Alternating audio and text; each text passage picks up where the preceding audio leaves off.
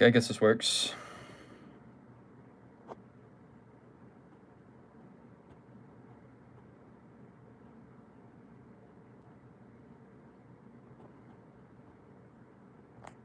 Okay. Okay, it is time to start making the stuff. What am I doing? Yeah, okay. I messed up. The stream orientation is wrong. Okay, that's unfortunate. How will I position my phone camera now? Figure this out.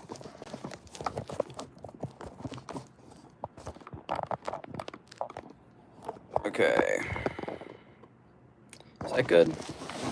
No. Maybe if I... Sorry for this, guys. I thought that the phone camera would be sideways, but nope, it's vertical, and I can't change it now. Granted, based on the shape of the spellbook, this is probably better, but I did not plan for it, so now I have to adjust my camera until it's good. So, yeah. Is it upside down? It's upside down. God damn it. Okay, how am I fixing this?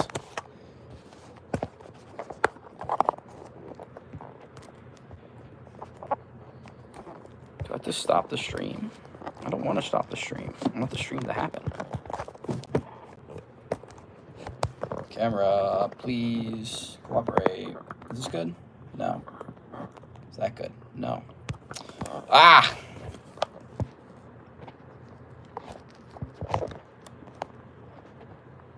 Maybe if I... Nah.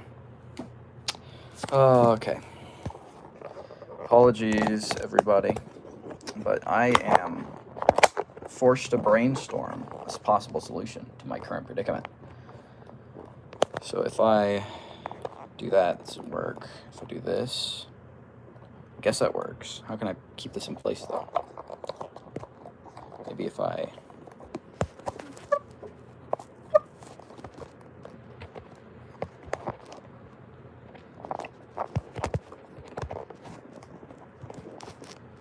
Camera, please. Stop falling. All right, it's time to break out the string, guys. It's time to break out the string to keep this thing from sagging down. So, welcome everyone. I see that I have a slight crowd building. It would appear that I planned the stream to have the wrong screen orientation, which is not a problem because the spellbook is vertical, but it does mean that my planned camera mount strategy isn't going to work here, so I have to improvise real quick. That seems to be working. Yeah, this is so scuffed, guys, but it's working, so I don't really care at this point. All right, if I shove this under my 15 volumes of Witch Hat and Kitchen, it works! Oh, I have a stable camera. Let's go. Stable camera. Camera's not falling over. We're fine. We're rolling. Boom. Okay. Spell stream. Let's get this started. Blackest Octi is in my walls. Wow. What am I going to do? I have a disgusting sea creature embedded in the walls of my dorm room, it would appear. Okay. Now I'm just going to put the stream on my iPad so I can actually see what you losers are saying. I'm joking. You're not losers. You're all wonderful. And then we're going to be starting. So that'll be cool. I need... Yes. Yes. It is spell time. It is spell time, everyone. Okay. So, to those of you who weren't here last time, what I'm going to be working on is redrawing all the spells that I never completed. I mean, not that I never completed. So, okay, back to the start of the story. A few weeks ago, I got a fountain pen, right? And I did not realize how bad I was at using a fountain pen. And what ended up happening is I trashed the first page of my spell book. And now I have to redraw everything that I ruined. So, that is what we are here to do today. Just going to readjust that slide. Oh, and I fucked up the camera. Wonderful. I can't ever do this right. You know what they say, if it's not broken... Oh! Uh-oh. If it's not broken, don't fiddle with it. But I broke the cardinal rule. Now I'm paying the price once more. God damn it, Chroma! What is wrong with you? You have several issues. Okay, stay put. Do not move. I want to share the spells with everyone. There we go, we're fine. Okay, so we are going to be starting with completing a spell that I started drawing last time, which would be the... What is it called again? The One-directional expansion spell. I just need to pull up my reference sheet real quick. From at chromatic _ flare spellbook. Right. And we have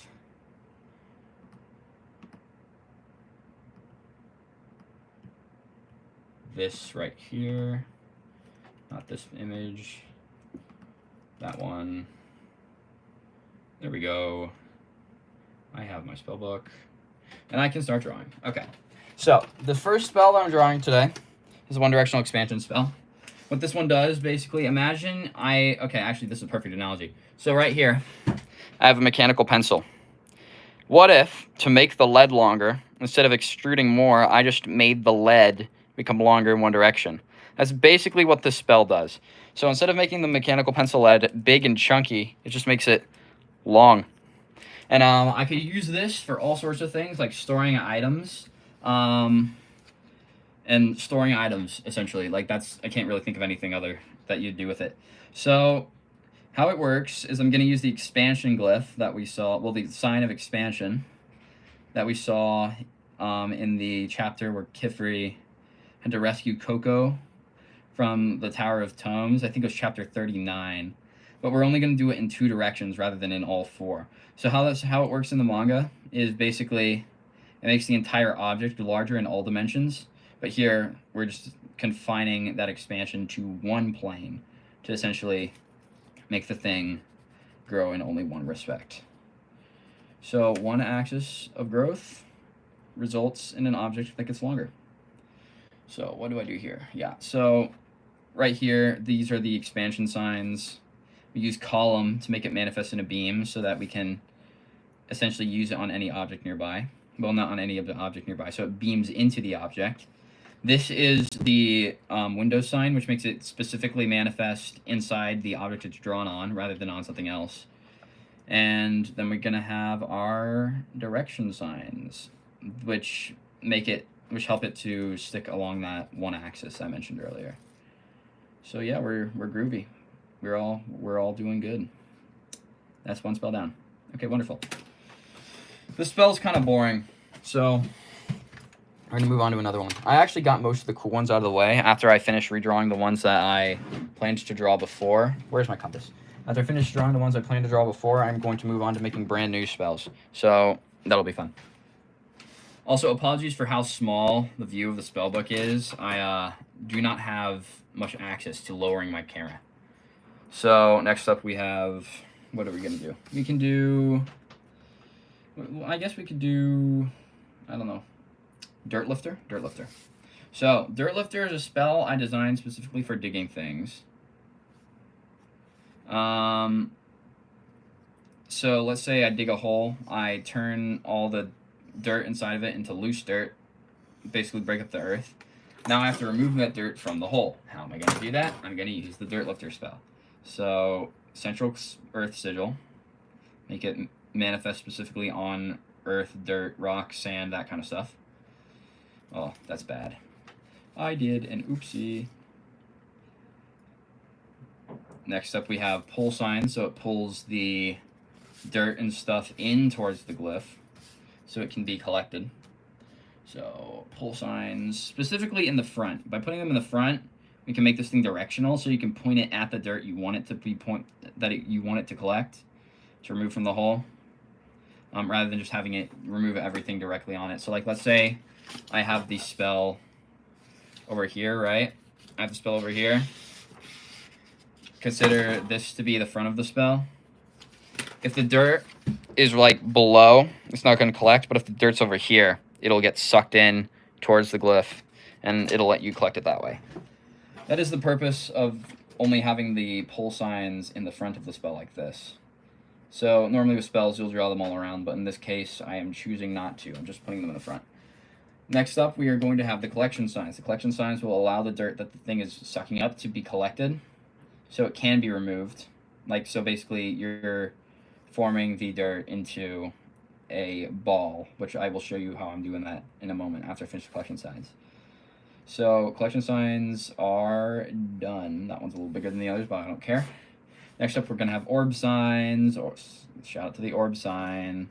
So the orb sign makes the spell manifest in the shape of an orb. How do we draw these? We draw them like this. Okay. So basically, this makes it so the earth, the dirt, the gravel, the sand forms into a ball, so it can be managed easily. From there, we're going to have, what is it? Levitation signs to keep it floating. You don't want to have to carry all the dirt manually with the weight. You don't want to have to carry all the weight of the dirt that you're excavating with your arms. So using the levitation signs allows you to take that burden off of you and place it on the spell instead, so it's easier to perform the labor. And yeah, so levitation signs here. Lastly, you're going to want some float signs. These will further aid in making the dirt lighter, so it's easier to excavate. I'm gonna, I don't know, put some over here, I guess. That works. Yeah, I'm kind of at a premium for space in the spell. Didn't plan it perfectly, the space management part. But yeah, there we go. That's the Dirtlifter spell. This one lifts dirt, as the name implies. Okay. Next spell I'm gonna do, I guess I can do the Piston Pump. So, a while back, I designed some... Oh, I can actually grab it. So, a while back, I designed some schematics for a magical piston. Basically, when the spell is completed, it'll extend the piston that you can use to perform work. Where did I put that page? Where did it go? Is it in here? So, let's say I want to... let's say I wanted to activate another spell on a delay. Using the piston design I set up, it uses an airform spell right here. The airform spell will generate air, which will fill the space inside the piston. It'll do this gradually, so as more and more air fills the space inside, the piston will fill more and more with air, forcing the peg to extend out. And you can use that to create a delay fuse that can activate a larger spell later on. So this spell isn't particularly complicated, but it's extremely important for making complex contraptions and such. So how it functions, in the center you have an airform sign, sigil. So airform differs from wind in that rather than manipulating air, it generates it. So like instead of, yeah, this is pretty self-explanatory. So like with wind and stuff, you can only move air around, that's its main function, but with airforms, you actually create the air that you're manipulating, rather than using it from the surroundings. So this is airforms. It's a little different from the standard wind sigil. Let me point it out after I'm going to point out a standard wind sigil in a moment, once I finish drawing this. Yeah, so a standard wind sigil, you can see one right here. This would be aeroforms. So you can kind of see the difference in the little things off the sides. So that's the airform sigil. Next we're going to have column, so that it can actually emit the air within the space of the piston. And then, last but not least, we're going to have directional signs, just because I feel like it. Oh, region signs, sorry. I forgot that we changed the name of these after we found out what they're actually called in the Volume 12 bonus. Basically, the region signs, they're here to confine the generation of air specifically to the interior of this glyph, so it doesn't spill out anywhere and cause any issues with the piston. Let's see, do I have anything else I designed using this? I don't remember if I designed anything else using the spell piston, but I might have. Why did I close that? What am I doing? Okay, next up, what am I making? I could do, that one's too basic, I'm not going to do that one. I guess I could just show a basic demo of a really simple way to make a compound spell. So this spell is it's extremely basic, but what it is basically a sprinkler. So you know how there's like lawn sprinklers, they spin around in circles, shoot water out in every direction? The idea behind this spell is achieving something similar. So how it does this, central air sigil. Oh, that's a little small. So in the center, it has an air sigil, which we pair with levitation signs to cause the spell to spin.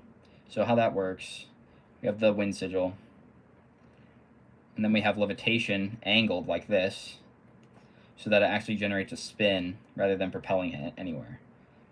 And with this, we get a rotational effect, which we can take advantage of for the sprinklers. So here we're gonna have two small, and I can do them here. We're gonna have two small water spells, right? So the water spells basically fill the role of the spigot on the sprinkler, emitting the water. Which, I mean, they're pretty simple. They're basically just water shot seals, which is just water with a column sign. But essentially, with this combination, you can make something akin to a lawn sprinkler. Like you can combine multiple spells at once to get more complex effects, or just so they can benefit off of one another. There's a lot more freedom with spell making than you'd actually think there would be, because of stuff like this. We call this We call these. Is this nested or is this? So okay. So this is an example of a nested spell. You can see here it has one spell inside of another. Basically, when you do that, their effects just essentially combine. So they act as one spell instead of two.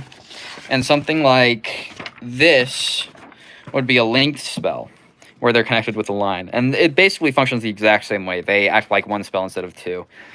This is somewhat intermediate, where you have the spells drawn on the side of the ring of the other spell. But we have seen that a couple times in the manga, so I know this is possible. The funny thing about spells like this is that unless all of the rings are completed, none of the spells involved will activate. So you see these little ones right here, the little water spells right here.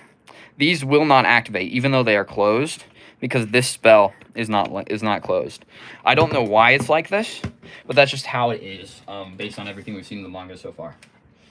Next up, I think it's time to start making new spells. So does anyone have a suggestion of what you would like me to make as a spell? I'm gonna be brainstorming in the meantime. So what could I do here to make a spell? All right, figure one out. Wonderful. All right, a spell to make cotton candy. I just figured that out. So sugar is a crystal. If I want to make a cotton candy maker spell, like to turn sugar into cotton candy, I'd want to start with a crystal sigil in the center. So let's do that. The crystal sigil is one of the harder ones to draw. Sometimes I struggle with this. By the way, like before all the spells I was listing off are spells I already designed and was just redrawing. This is a new one I'm thinking of right now, right here. So crystal, because sugar is a crystal, I want to be able to manipulate it. So what I'm thinking is I would want to combine both a billowing sign, which is for making clouds, and a weave sign, which is for making ribbon, to get the compound effect of making the like stringiness of the cotton candy. So we're gonna start with the weave sign.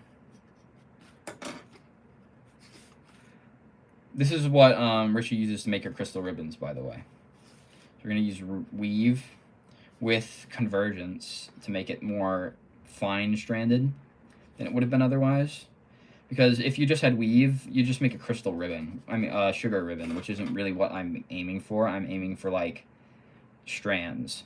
And convergence will help to focus the spell down, so it takes up a smaller space, or it has a more refined effect, i.e.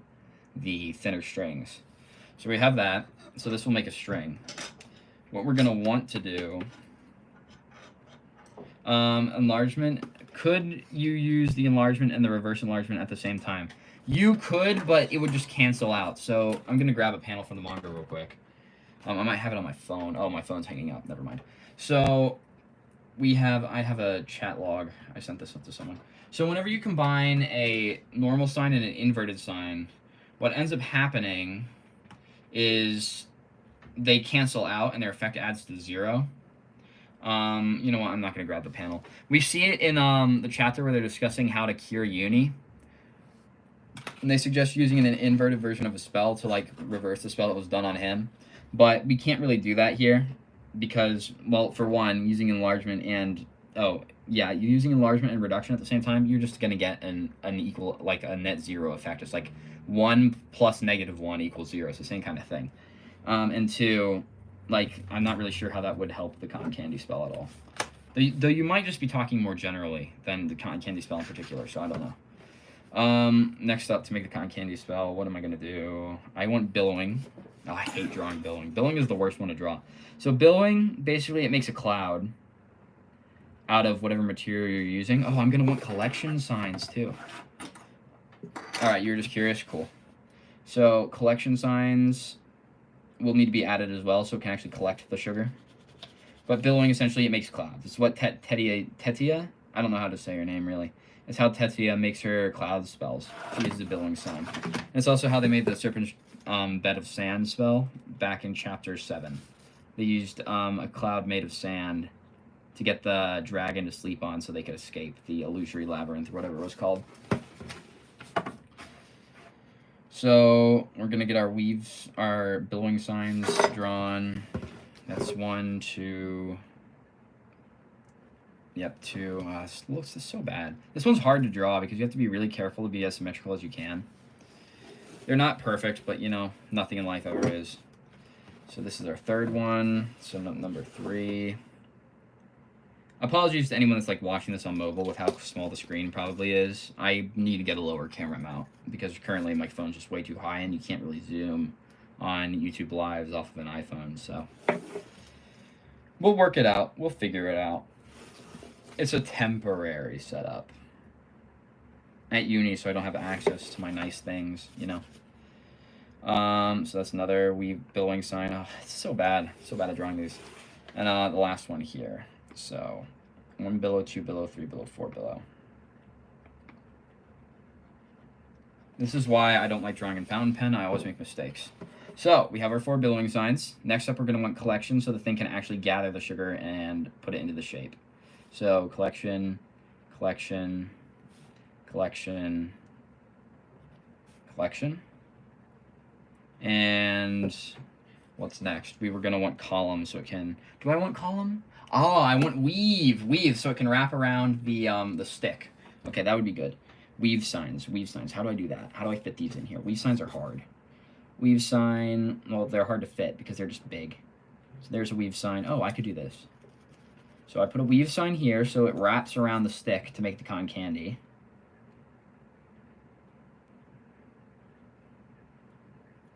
And then here I put a column sign so it emits and wraps around the thing. So column, weave, column. Oh, my roommate's coming. Weave, column, and the final weave. So this would be a functional spell for turning sugar into cotton candy. Yeah. Hey, dude. Streaming again, so don't leak my name. That's fine. You headed out, or are you staying? No, I'm probably not going to stay. Okay, cool. Thank you. Thank you.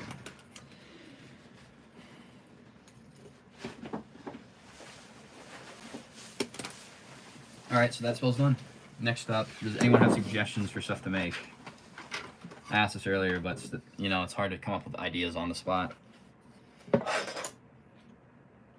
What can I make here? I should probably label this one. Cotton candy maker. There we go. So next up, what do I do? I could copy over this one. So another simple application for the pull sign would be to stir a pot or something. Like, let's say you're cooking and you want to ensure that you don't have to stir, you know, you're like, oh, I don't want to stir this. I want to go off, watch Netflix or something, you know? So you can just draw this instead. And you could use that. Use pull signs at tangential to the center to essentially just stir for you.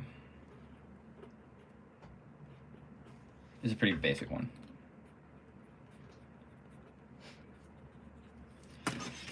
What next? Is there anything else I didn't draw from the old one? Let's see.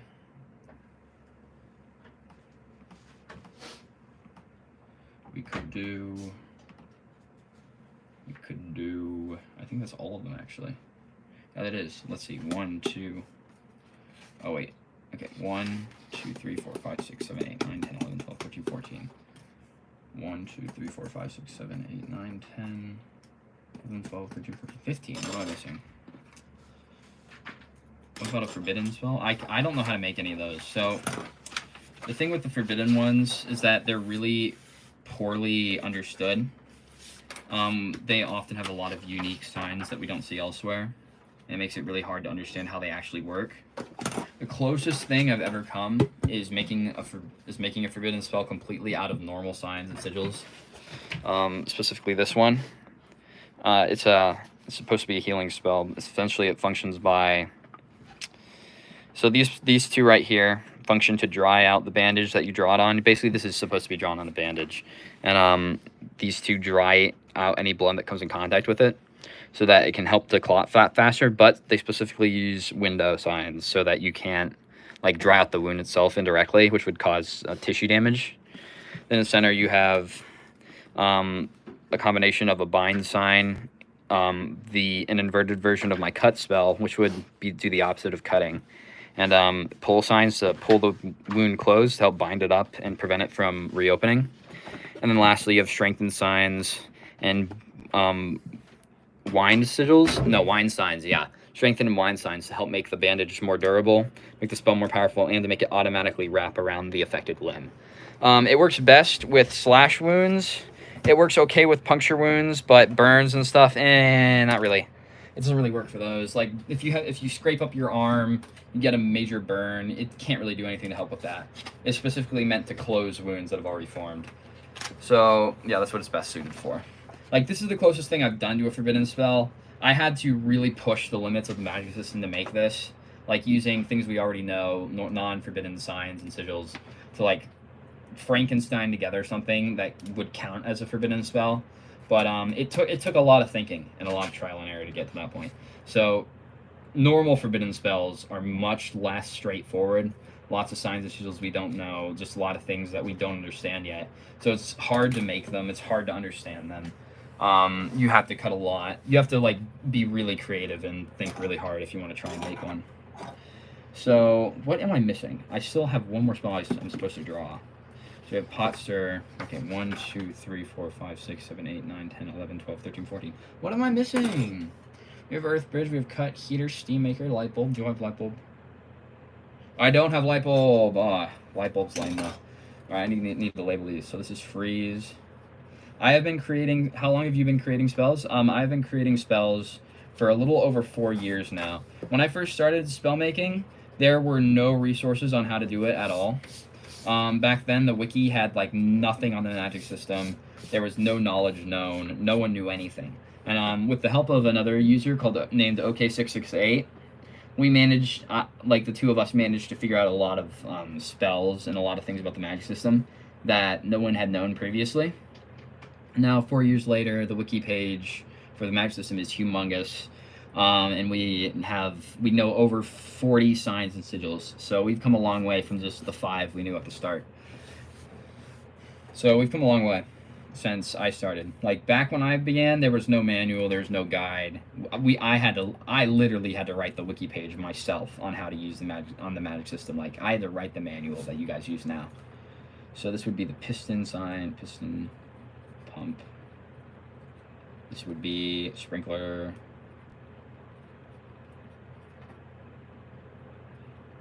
This would be, what did I name this one? This is one axis expansion.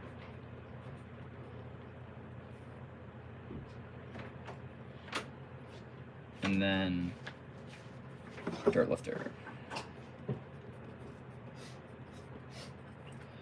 So the last one, there's a lot of applications for these things, but let's do another simple one. This one might make it easier for people that don't understand how the system works to get a grasp for it. So this is a spell intended to create a light bulb-esque effect. First, we're going to start with the light sigil in the center, because of course, if you want to illuminate a room, you're going to need to start with light. But we don't want to beam. If we use column, though, we'd get a beam of light rather than filling the entire room, which would be counterproductive for illuminating everything. So we have a few options. The option I'm going to explore right now is making an orb of light. So I'm going to start with an orb sign. So orb sign here, orb sign here, orb sign here, and over here.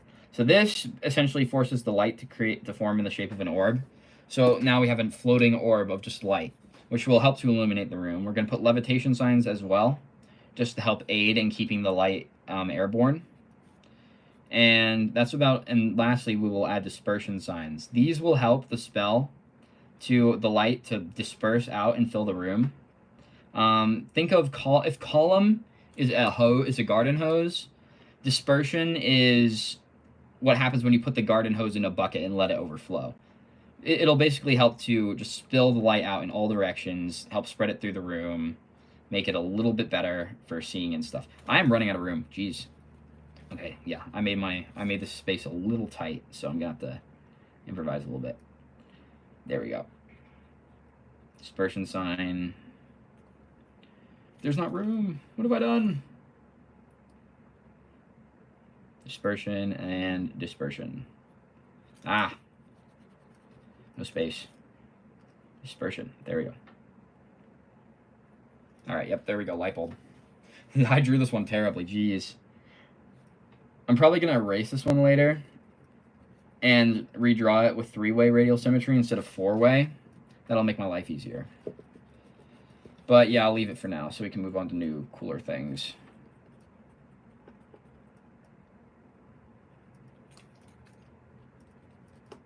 Could a spell that slows down time be possible? Okay, so I don't know if there's a spell. I think that a spell to slow down time could be possible, because we do have a spell that stops time. I will grab it right now. Okay, so petrification spell review. So back when the trailer for Witch Hat released, we saw the entire petrification spell that was used to turn Kogo's mom to stone in the trailer. And it essentially looks something like this. So, oh, I'm just going to put this cup here so my thing doesn't fall over. This is not touchscreen. What am I doing? Okay, so right here, see the spell on the bottom corner right there? That is actually a time stop spell. Using this spell, you can essentially stop time. We did not know that that's what the spell did until this until the trailer dropped. What we figured out was that we actually realized we had seen this spell before in Aninia's gloves. And whenever she touched the leech just stopped moving entirely. And from that, we were able to figure out that this spell actually stops time. So we know that there's spells to stop time, which would be time stop.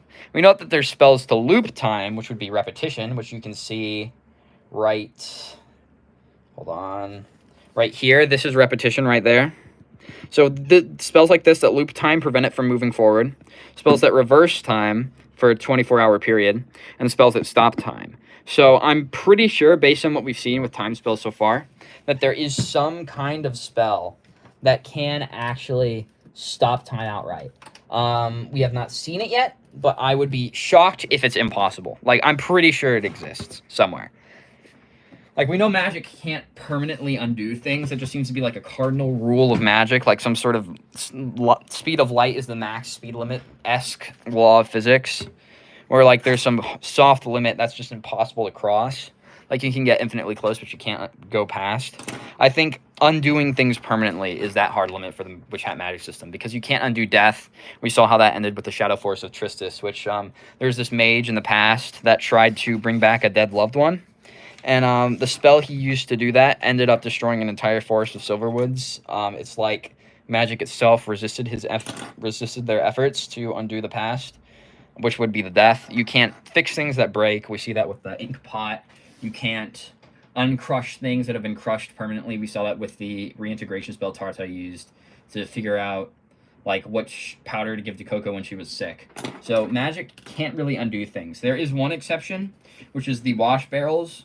But I have a strong suspicion that Shirahama has soft retconned those based on the rules of how the time stop spell works. I mean, the counterclock seal works, which is the one that undoes time, that like rewinds time. So it's very likely that magic can't undo things, but you can absolutely slow time down based on the current rules we understand. We just don't know how. So, what's next? What's next? I could draw another spell. Does anyone want me to draw any specific spells? Like, does anyone have a specific effect that they'd like to see done? For now, I'm just going to prep a spell and start thinking about what to do. That was too big. So, let's think about this. Can you make the sprinkler spell but paint? That would actually be ridiculously easy. All you'd have to do is, actually, that might be an idea.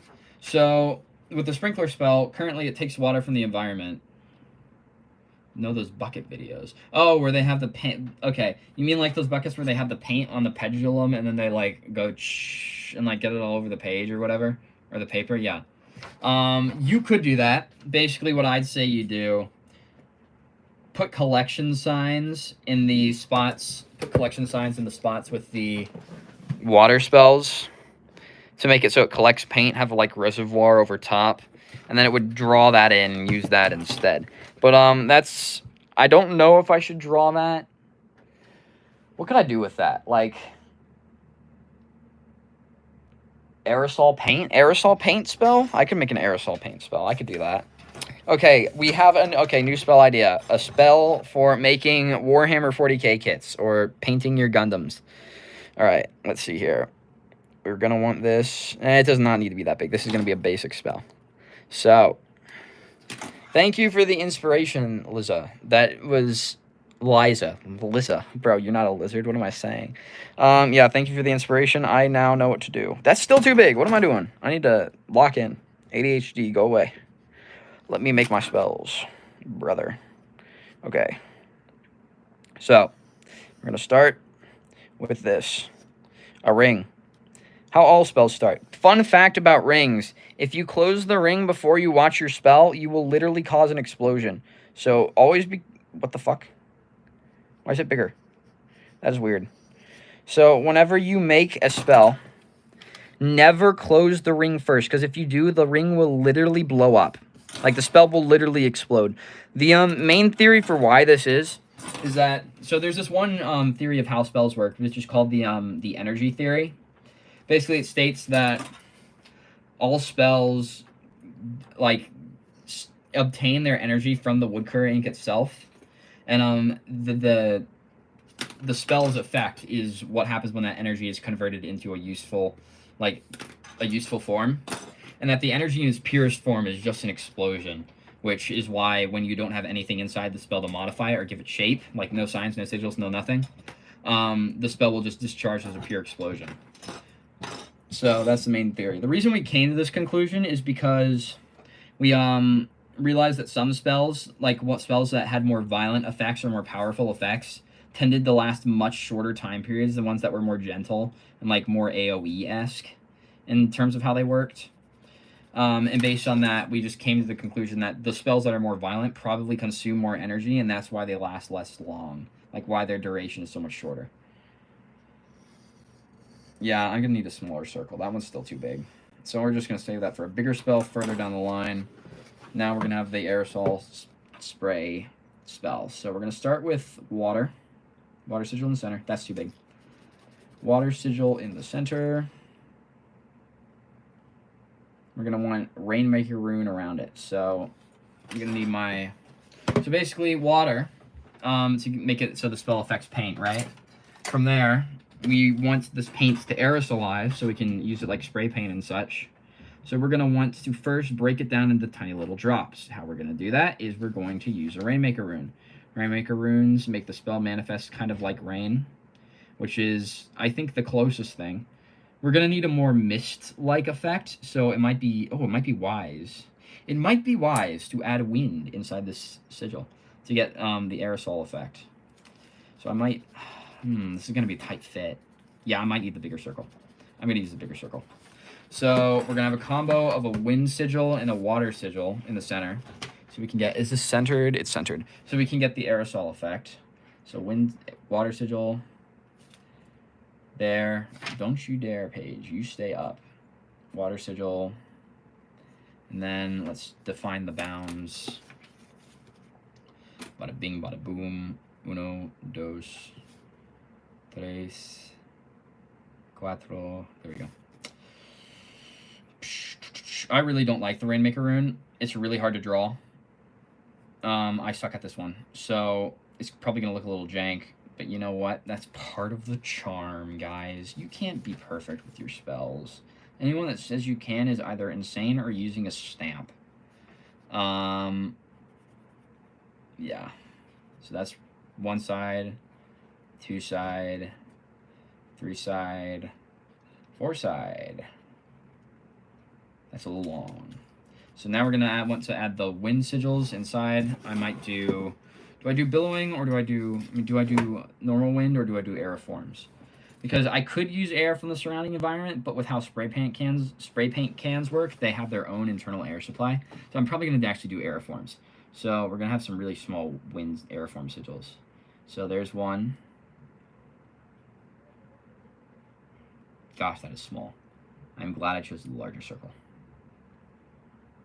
This would have been hell otherwise. Utmost concentration is required.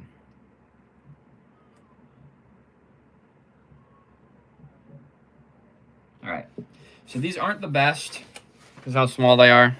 The general idea is portrayed. Aeriform sigil, water sigil, inside the circle.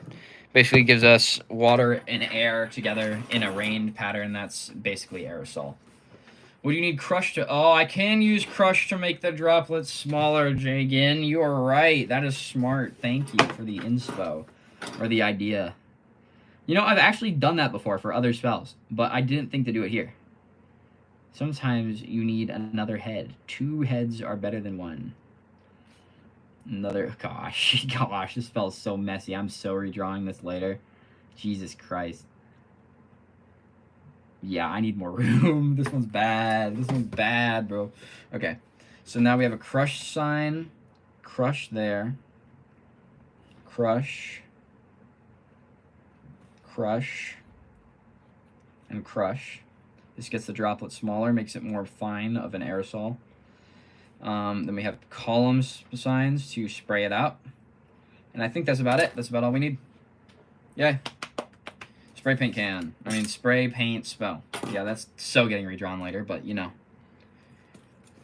All is fair in spell making. So, exactly, clap. Yep. So what do I do now? What do I make now? What is my next goal?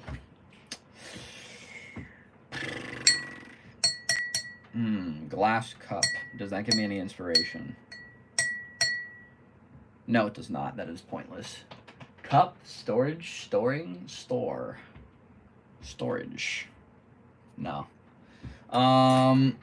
Let's say, can I make a spell to polish surfaces? I don't think I know how to do that. Maybe something that behaves like a sticky note. I can make a sticky note spell. In fact, I've already made a sticky note spell. Let me go over here. Okay, so magnets. How would you make a magnet in Witch Hat? There's a really, really easy way to make a magnet. Actually, I'll grab a magnet from my fridge. Oh, I'll grab 2 magnets from my fridge. This will be interactive, guys. It'll be interactive. This will be fun.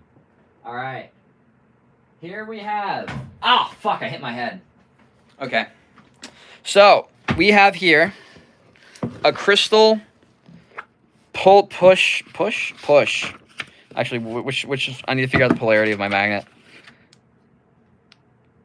Yes, okay. All right, there we go. So this is crystal push. Imagine that this Kifri magnet, or Kifri, or however you want to say it, is actually a piece of crystal. This is a crystal push spell. It'll push the crystal, pretend it's pushing it away. It pushes the crystal away, makes it leave it alone, you know? Pushes it away. And then if you want to attract it, you use the crystal pull spell, and it sucks your magnet. Why is the pull? Oh, I don't get magnets, bro. Ring magnets are weird. But yeah, that makes it so it pulls the crystal in, so it stays on, like that. So that's one way you can do it. You can also use a bind sign, like this. Like this in the class spells. You can use bind to make it so that once these two halves, oh, that's not very visible. So once these two halves touch each other, the bind sign makes it so they stick together and they can't come undone. But the attracting crystal signs, if you make the things both are drawn on out of crystal, will actually make it so that these pull each other together, so they do act like magnets. Just not magnets you can undo. So they stick together, they're kind of permanent. But yeah, you can make magnets. It's a thing you can do if you try. You can also make it out of rock instead, but, you know, I imagine rock would be more common, and as such, make it harder to actually make things that, like, don't stick to other random objects. So crystal might be a better choice. Hence why I pursue crystal. So we have some magnets. Magnets. I need inspiration. Oh, I know what to do. Give me one moment. Yes. Okay. Let's say I have a teacup, right? I have a teacup, and I want my sugar to dissolve instantaneously. I'm sick of waiting the like 5 to 10 seconds it normally takes. I want my sugar now. So what am I going to do? I'm going to make a spell that instantly pulverizes the sugar so it dissolves faster. So what can I do to do that? Well, there's a few things. First, I'm going to start with a... Oh, crystal? Crystal. I'm going to start with a crystal sigil in the center, because sugar is a crystal. So crystal sigil in the center. I want to make my sugar and my tea dissolve as fast as possible. So I'm going to have to take some steps to ensure that happens. So first we have crystal. We're going to want to crush the sugar first. So crush it up. Oh, that's backwards. Crush the sugar, make it small, increase surface area, faster dissolving. So that's the first step. Next step, we want the sugar to get wet faster. We want the water to permeate through faster. So what are we going to do? We're going to add crosshair signs. Crosshair signs will make it so the spell will specifically target sugar. Like, it'll only manifest its effects inside of sugar. Like, it won't create sugar. It won't create crystal. It'll just manifest stuff inside of crystals.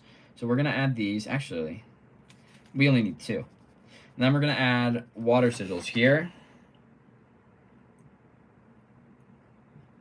And here. What this will do is it'll make it so that the water manifests inside of crystal, i.e. inside of the sugar. So water will generate inside of the sugar, essentially making it so that it instantly permeates all the way to the center. And so lastly, what we're going to want to do, we're going to want to do a few things. We're going to want to add diamond signs. What these do is it makes it so the spell specifically targets things that it's not drawn on.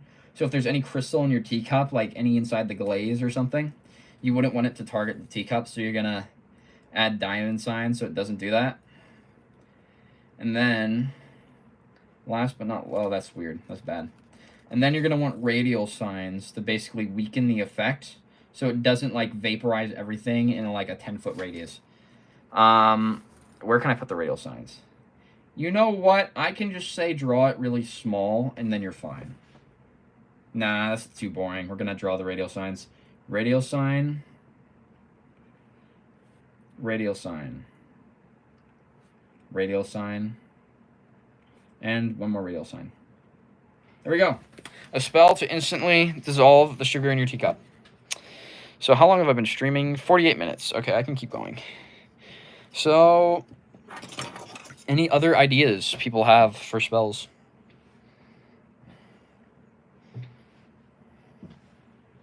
I'm trying to think of one here. What do I have on my desk? I have nothing that is striking that's filling me with inspiration. I will go through my personal effects to try and figure out if I can. I just need inspiration for a new spell.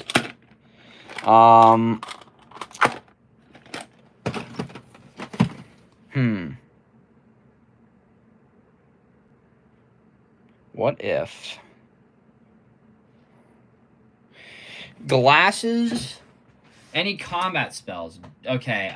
There are a few combat spells. There's one right here. This is Crystal Cannon.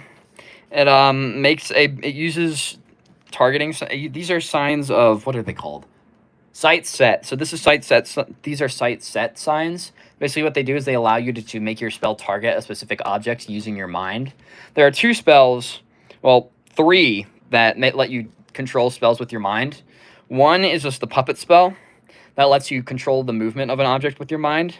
The other is a variant of the puppet spell that we see on the sealed chair, which allows you to influence the shape of an object with your mind, allow it to like bend stuff. That's how the sealed chairs work. That's how they make them walk around and stuff. And then lastly, you have sight set, which lets you select a specific target with your mind. Compared with that, we have this bolt sign. It makes it so the magic generates in the shape of a bolt that you can fire at things. These region signs make it so it's specifically targeting forward and it can't shoot off in any other direction. It makes it more focused.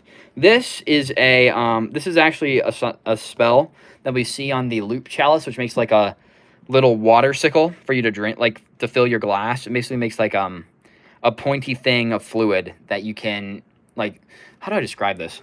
So imagine you have a cup, right? But the cup doesn't exist. When you pour water in, even though there's no walls, it just fills the cup. Like, you just have floating water, just filling a container that doesn't exist. And but the container's pointy. That's basically what this spell does. And I use that combined with the crystal sign to make it so it manifests like crystal in that shape. So you have a spiky piece of crystal. And then you use this to manifest fire inside of your crystal. So it's hot and causes damage. And then strengthen signs to make it more powerful. So when you shoot, you destroy things. So yeah, that's a way you can make a combat spell. There's many ways you can make combat spells, but that's one of the options. So yeah. Here's another one.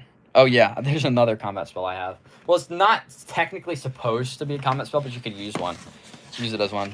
So see this right here? You could use this to make a floating orb of water that you can pilot around with your mind. You can put a jellyfish inside of it and like fling it at someone. So it basically flies around in accordance with like where you want it to go.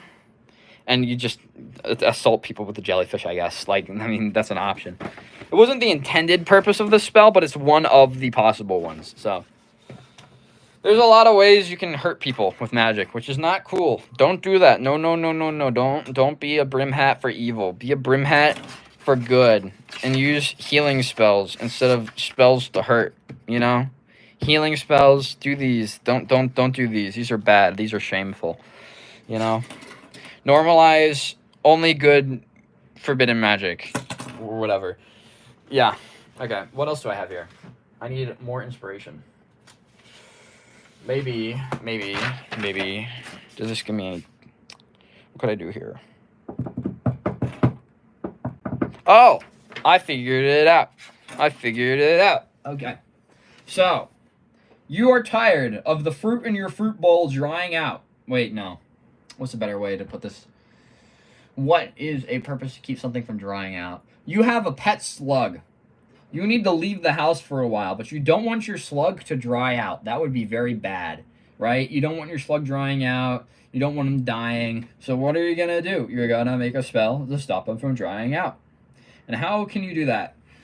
How can you stop your slug from drying out? You will use a modified version of the time stop spell. That's right. You can stop time, but in a funky way. So how are you going to stop time in a funky way so that your slug isn't frozen in time, but he doesn't dry out? Well, what you're going to do, I need to pull up a reference real quick. Okay, so this is a normal time, well, no, it's not yet. This will be a normal time stop spell. Time stop, as the name implies, will stop time. Normally, you have a central circle. You have a bunch of, can you see this? Can you see? The screen is so far away. You have a central circle. You have a bunch of right triangles. So 1 right triangle, 2 right triangle, 3 right triangle, 4 right triangle, etc. etc. That's not a right triangle. What am I doing? Etc. etc. All right. You have 4 right triangles, and you do a funky, and you connect 4 of them to the middle. And then lastly, you have a dot in the center. This is a time stop spell. It stops time. But what I want to do is I want to stop time for water specifically. Why would I do that? Well, if I stop time for water specifically, water won't move. Well, water won't evaporate. Water won't, like, experience phase changes. It won't evaporate. It won't freeze. It won't be lost. It can't be absorbed. I will just put a water sigil in the center. This will stop time specifically for water and for nothing else, preventing my slug from drying out. So I will call this the water retention. I need to move the word water. Water retention spell. Water retention. There we go. New spell. Stop your slug from drying out. Okay, what else can I do here? What other spells can I pull out of my brain? Just draw on the piece of paper. Tell me a minor inconvenience in your life that often causes you agony that you think could potentially be solved with magic, and I'll think of a way to do it. What can I do here? Let's say I need a spell idea. Spell idea. In the meantime, while I'm thinking, I'll just talk about let me think about an actual spell making to talk about. Alright, so since I can't think of an idea right now, I will demonstrate the way that we figure out how a sign works if we don't know what it does. So I'm gonna go grab, oh wait, I don't need to, it's right here. So let's say we find a new spell. We see a new spell in the manga, and we want to know what a specific sign in it that we've never seen before does. Nope, that is the wrong book. Okay, time to get my physics notebook. It's in there. Physics notebook. All right. So we find a new spell, right? And we want to know what the sign does. So first we ask a question. Do we know the effect of the spell? Do we see what the spell does? If the answer is no, just give up. You're not going to be able to figure this out. But if the answer is yes, what are you going to do now? You have to know the effect of all the signs and the sigils in the spell. You have to think about, do I know what all the other signs and sigils do? Do I know all their functions? Do I know how they interact with each other? Do I know what they would cause in this spell? If the answer is yes, it is extremely easy to figure out what the spell does. Let me demonstrate. So let's make an analogy with algebra, okay? So let's say, what is this? I have no idea what I wrote in here. I don't know what this means. Okay, let's say you have an equation. A plus 3 times 3 equals 2. Yes, you must solve for A. So our first sign, which has a value of 3, we see it twice. Oh, no, another number. So I'm just going to say A, B, C equals 2. So 2 is the effect. B and C. We actually know what B and C does in this case. B is 4, C is 3. So by plugging in the numbers, A plus 4, 3 equals 2, divided by 3, 3, A plus 4 equals 2 over 3 minus 4. I'm not going to simplify this. A equals 2 over 3 minus 4. We can figure out what A does, right? We can figure out what that sign does. But if the spell is A plus D, C equals 4, we don't know what D does. And we don't know what A does either. So it's impossible to figure out what either one of them does, which makes it impossible to solve for the spell. Like, you have two things you don't understand. You can't figure out what either one of them does. You can only figure out what the two of them do together, because you can't figure out one unless you know the other. So that brings us back to this point. Do we know the effects of all the signs? If the answer is no, there is actually a way to figure out if you can solve the spell. Oh, wait, I skipped a step, actually. So what I just described was this step. There's actually another option you can take. If you know what every single sign and sigil in the spell does, you can just figure out what it does, even if you don't know the spell's effect. But if you do know if only one sign is unknown, there is actually still, if there's more than one unknown sign, there's actually still one way to potentially solve it. If you have seen those unknown signs in another spell, you could actually reverse engineer. So it'd be like this example here. So it'd be like, A plus C equals 2. C plus D equals 4. You could actually solve for this by balancing for C, and you could actually figure out what both A and B do on their own. It's the exact same concept here. if you have two spells that both have unknown signs, you can cross-compare them if they're shared. But otherwise, you can't, and you won't be able to figure out what the signs do. So there's a pretty complicated way to figure out what new signs do. This is how we've uncovered, like, 36 some odd signs that we didn't know previously. It took a lot of math-adjacent thinking, logic, to figure all that stuff out. I don't know. I'm unprepared here. I don't have speaking points. I need to figure out what spells to do and quick. So, does no one have... Oh, your cat won't stop eating your plant. What can we do to make it so your cat doesn't eat your plant? Okay, let's see if I can figure out a spell to stop that. So, we have a cat eating a plant. How do we stop the cat from eating the plant? That's a complicated problem. Oh, I know what to do. You don't even know. You don't even need to Okay, let me show you something. Beast warding. Witch Hat Atelier. So, there's something called the Beast Warding Tower. What it does is it has a spell in it called Beast Warding that you can... called Load. Bastard. Okay. Beast Warding repels creatures. It makes them run away. Oh, that's very small. And so, if you drew this on your plant, your cat would be repelled from it, and he or she would no longer eat your stuff. No longer eat your plant. So that's a way you can prevent your cat from eating your plant. What's another way we could do that? I can't think of another one. Nope. I don't think I can. But there are ways. There are ways to do it that are canon. So you could do that. What is another thing you could do? Oh, I figured something out. No, that's not a spell. That's just an application of a spell. So let's say you have a plant that only grows in the rainforest, right? So, what do I do here to demonstrate? I'll grab a plant. So let's say you have a plant that only grows in a very specific climate, but you want to keep it in your house, right? You want to keep the plant in your house. So what are you going to do? There's actually a very simple way to keep the plant in your house. Oh, wait, that's too small. We need a bigger container. Do I have a bigger container? Sure. So let's say you want to keep the plant in your house, but it can't grow inside of a house. So what are you going to do? There's actually a very simple way you can make it so your plant can grow inside your house. So if you draw a specific spell, what is it called? Okay. Window way. So the window way is essentially a portal that links two locations together. It looks something like this. In each window way, you add a specific little tiny thing to the design that make it unique, and then it will pair to any window ways that have an identical design.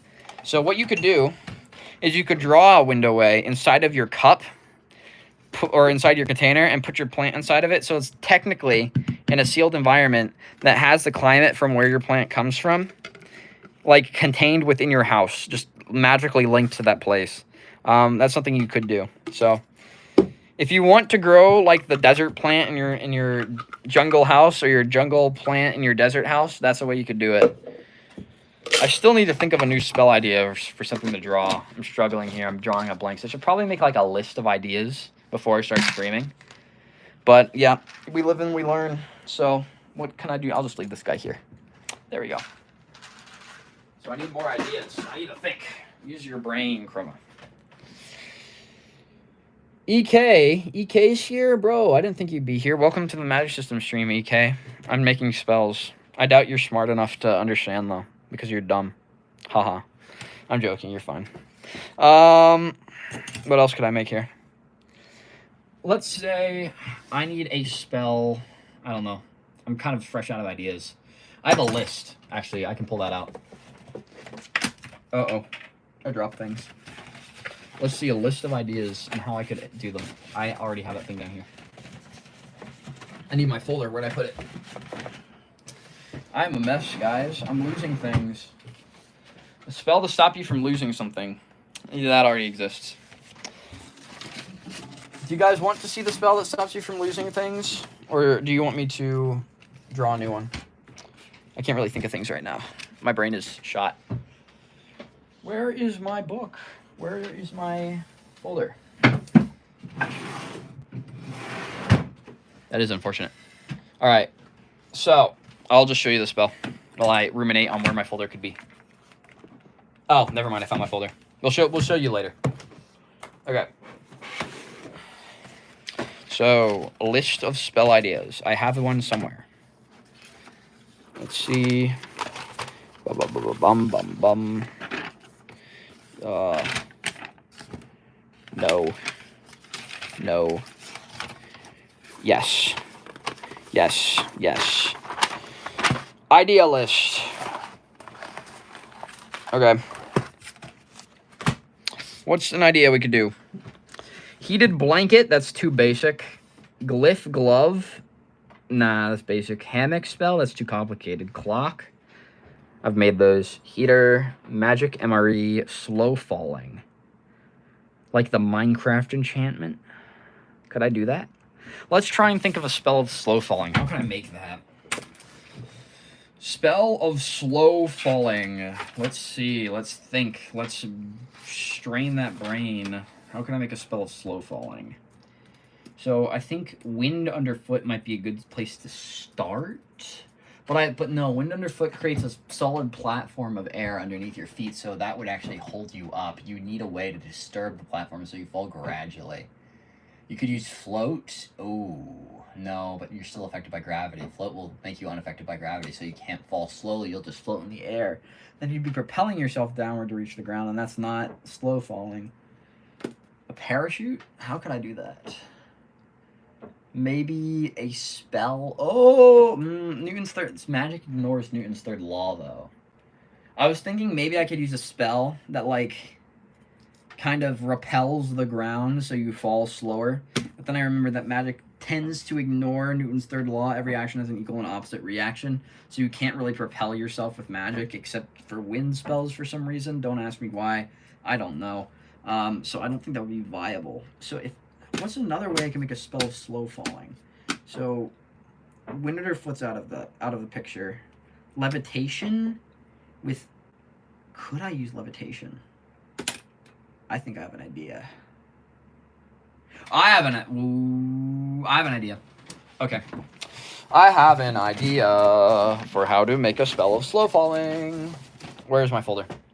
Okay, so a long time ago, I designed a contraption that stops you from falling if you're like climbing a rock wall or something, but still allows you to go up. It's this.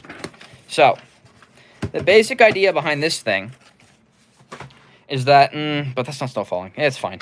So the basic idea is you have, oh, this wouldn't work though. God damn it. Okay, well, I'll just explain this anyways. So basically you draw the silk shoe seal. These basically, you can see in this diagram right here, can move in all directions relative to the glyph except down. So the main idea is you have these little pivot thingies that are connected. So whenever you start falling, these can't fall, but the rest of the thing can, and these get pushed out to the side until these blocker bars stop you from falling further, and it's because these glyphs don't allow you to fall. And so the idea I had was maybe I could somehow use this thing to allow you to descend slowly, but these things, if you did try, I was thinking maybe you could pull them inward so you could fall again. But if I did that, you just lift yourself up again, so that's not slow falling. I don't think I can come up with a slow falling spell. I don't think I have enough tools at my disposal. Nah, I can't. Unfortunate. All right, let's look at something else. So, slow fall, brush, plants, parter. Oh, plant part, nah. Unmelting ice cream. Unmelting ice cream. Unmelting ice cream. How could I make unmelting ice cream? I might have an idea. Ice cream that doesn't ever melt. How could I do this? I'm just going to count something real quick. Yeah, okay. So, I want ice cream that doesn't melt. How am I going to stop my ice cream from melting? Crystal time stop? That's so cheap, though. Okay, I just thought of something. You know how earlier I made this spell? Like this spell, no. This spell right here that stops things from drying out by basically like preventing time from moving for water. I thought I could do the same thing with like crystal, like stop time for crystal so the crystal doesn't change. But like that's so cheap, that's so boring. That's such a boring way to stop your ice cream from melting. I needed something cooler. Something cooler. What's a cooler way I can stop ice cream from melting? I could just keep it cold with a freeze spell, but that's also pretty basic. I don't know if I can figure that out. That might be too complicated. I don't have enough tools at my disposal. Like, there is a lot of signs and sigils we have for the magic system, but we don't have an ice one. And that actually really makes me angry, because there's one time during the during the Serpentback Cave arc, where we did see Agate use an ice spell. We only saw parts of the ice spell, not the whole thing. So, I know there's an ice sigil somewhere. They just don't show it to us because they're cheap. Bro, Shirahama Sensei, please show me the ice sigil in the anime. I would be so happy. But, nope, I can't think of something. So, moving on from unmelting ice cream. Telescope, I already made that. I already made telescope. No, glowing thread. Why would I want glowing thread? Glowing thread. I could do that. You know what? Screw it. We're making glowing thread. Okay. So, kind of basic. Yeah, whatever. Okay, glowing thread. We're going to make a glowing thread, guys. A glowing thread. All right. So, I want to make thread that glows. Don't ask me why. I have no idea why you would make glowing thread. But let's do it. Let's do it anyways. Let's do it. Cute stitches. I guess you could do that. Yeah, you could. So we're going to make big spell, kind of. Yeah, that's fine. So we're gonna make glowing thread. I can do this. This is easy. This is basic. Super duper easy. I need, okay, so central weave sign. We're going to go the same route we went with the cotton candy spell, where we use crystal and weave. So my thought process is, if you're going to make a glowing thread, you might as well make it out of crystal, I guess.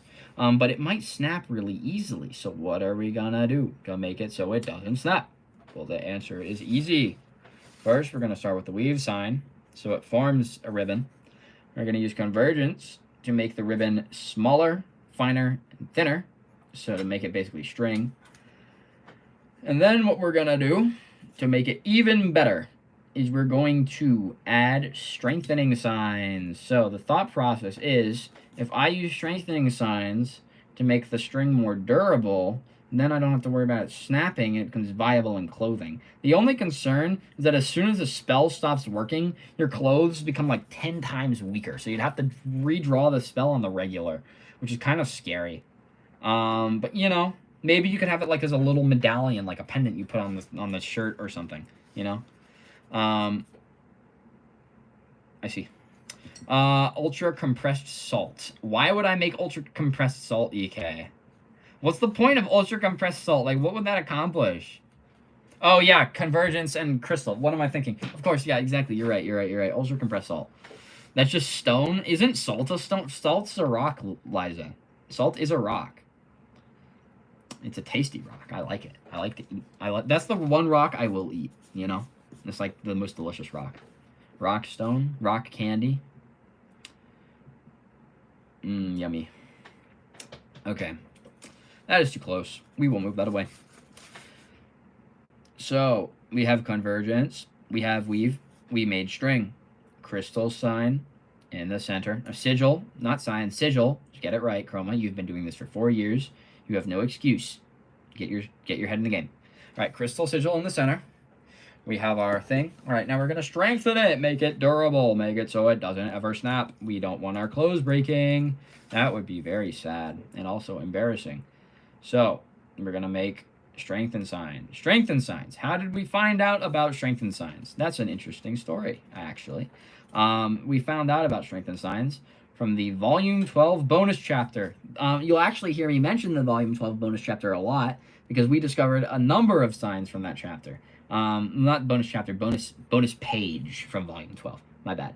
But essentially, it showed us a bunch of signs, gave us their names, showed us what spells they're in, which were spells we had never seen before, except for like 2 of them. And it actually advanced our understanding of magic by a decent amount. So I'm pretty happy about that. The funny thing about this is that we actually saw it in the Japanese release like a year before we got it in English. And like me and a few other spellmakers instantly knew, like, this is important. So we need to figure it out as fast as possible. What we ended up doing is we ended up going on Tumblr, Twitter, everywhere to get as many translations of it as possible. We got 7 translations in total, and all of them like gave us the exact same like interpretation. Like they kind of hinted us at what all the signs, the new ones did. And then when the English version released, it was exactly what we thought they'd do. So that was like a major dub for us. We were like, oh gosh, look at us. We predicted exactly how these would work, and we were proud of ourselves. And I'm still proud of that. I'm happy that we figured it out in advance and got to start using these signs before the English release showed them to us. So we're a precocious bunch. So next up, we want our thread to glow, right? As of current, it won't glow. So what we're going to do is we're going to use good old crosshair to manifest something inside of our crystal. Take a guess what I'm going to manifest inside of the crystal to make it glow.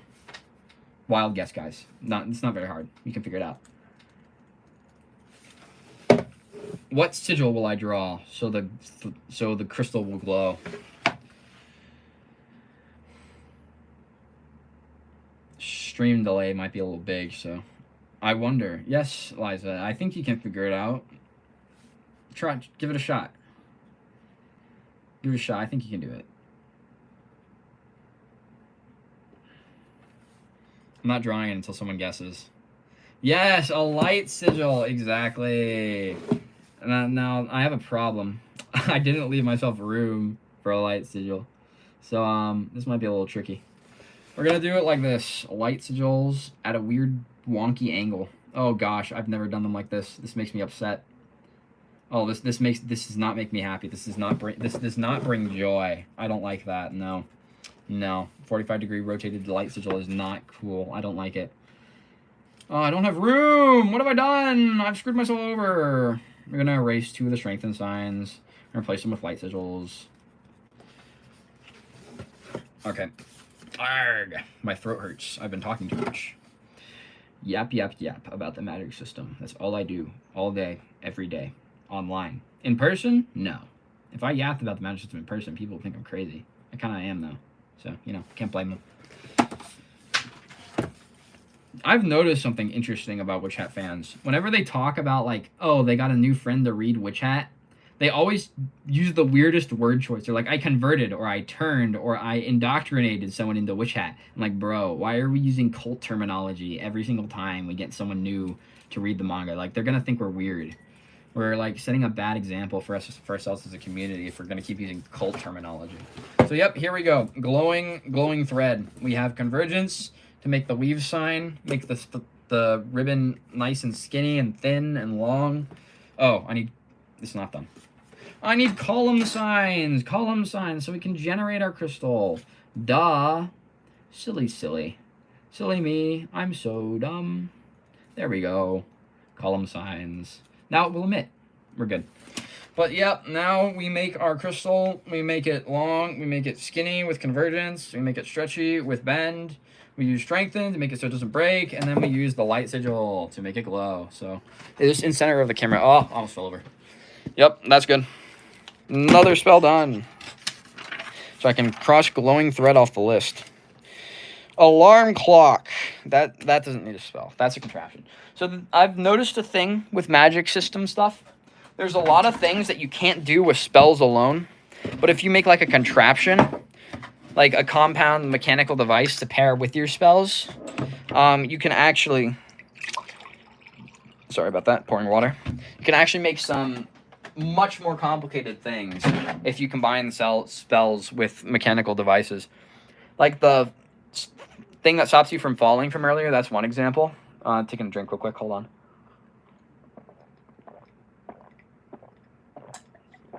Ah, yes. Glorious hydration. Another example, I'll just grab my bag. Not bag, my folder. Another example is that piston thing from earlier, which you can use to make fuses.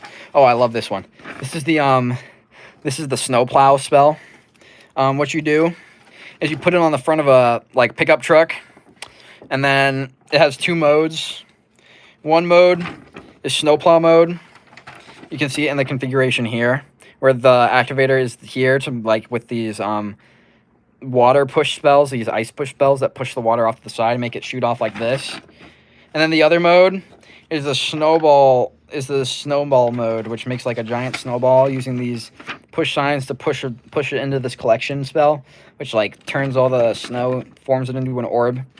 And then you have this last thing where when you pull this rope, it activates this Where's the central bolt spell? Oh, yeah, adds bolt signs. Like there's bolt signs drawn on the lever arms for this thing. You can see them right here.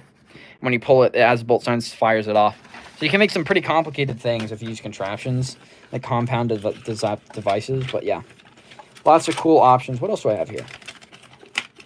Anything worth sharing? Not particularly. Let's see. There's the telescope spell. It just uses lenses. I'm not going to explain this one. It's boring. But yeah, there's a lot of things you can do. And once you allow yourself to think like an engineer and start to use engineering instead of just bashing science and sigils together, you get to make some way cooler stuff, in my opinion. Alarm clock, can't make that. This is too basic. Easy page turner. I mean, I could do that. Fine, we'll do it. No, we don't. It's so basic. Okay. So let's say I want to turn pages in a book. Basically, what I can do, pretend this has a bind sign written on it. Literally just draw a single bind sign. Have like a little arm so you can break the ring. This is a bind sign, by the way, right here. Bind sign. Just draw that thing. Just have it so you can open and close the circle. And like literally, you just go to your page, press it down, and you're like, oh, guys, look at me. I'm turning my page with the bind sign. Pretend the magnet's not there. And you can, like, turn your page. But that's so basic, and I already basically have it with the clasp spell. Like, it's more of a contraption than anything because I need an activator and a deactivator. But, yeah. There's options. We have options. All right, let's look at this again. Ceiling fan, auto magic door. Butter churner? Do we make a butter churner, guys, to turn our milk into butter? Does anyone want butter? I guess I can make a butter churn. So how am I going to do that? I want to shake the milk. I want to shake the milk, cause reciprocating motion. How can I do that? Oh, okay. I might have an idea. Yes, I have an idea. I have discovered the way. Maybe. So if I want to churn butter, I'm going to need to cause an up-down motion or a swirling motion. This might be a little complicated. I might steer clear of a butter churner. Blender, snow cone maker. Snow cone maker. That's too basic. Yeah. I'm out of ideas. Let's see if I have more listed down anywhere. How many spells have I made today? 1, 2... 3, 4. 4 spells, 5 spells invented one day. That's not bad. 6 spells, actually. So I think I'm on a bit of a... Oh, no. I forgot to do something with the Aerosol spell. I forgot the collection signs. We will draw those real quick. You see, if we have a spell to make Aerosol, we're going to need a way for it to collect the thing that we're aerosolizing. And I forgot to add collection signs, which makes it so it can't really do anything, which would be bad. So we are going to add those before I move on to anything else. I love making mistakes. It means I can learn and get better. But I also don't like it, because it means I have to redo my sport. And that's annoying. Alright, more ideas. Where's my folder? I just had it. Why am I losing things again? The ADHD is strong with this one, guys. There it is. More spell ideas. What are these? We have... the sink. Basically with this, you can spin the thing around and it allows you to get bigger and bigger spells so you can get more and more flow for your sink. Basic idea. That's, I already discussed that earlier. Pressure plate, basic. We don't need that, no.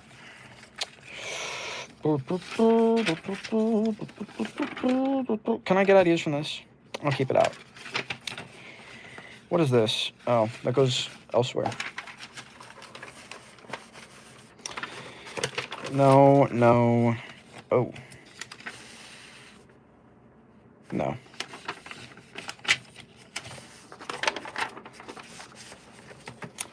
No, no, no. I think I'm out of ideas, guys. I need ideas. Blue fire. I don't know how to make blue fire. The way that we make blue fire IRL is we burn propane. Like a good old fan of American Dad. Or, I don't remember what the show's called. But yeah, I can't make propane with magic, so I don't know how I would make a blue flame.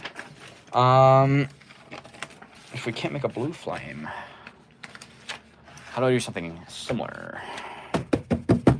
I would need to specifically get metals. I don't have signs for metals. Weakened float for reduced fall rate or something similar. That's the thing. I don't know if that would work. It might. Like, I can see your thought. Okay, yeah, it would have to work. It would have to work. But I don't know how much I'd have to weaken it. You know what? Screw it. Thinking about it, just draw. Just draw. Okay. Slow fall. We now have a way to make slow fall. Okay. Weakened float signs. We're gonna try it. You know, might as well, you know what I mean? So first, I'm just going to, instead of using radial to weaken it, I'm just gonna do inverted strengthen.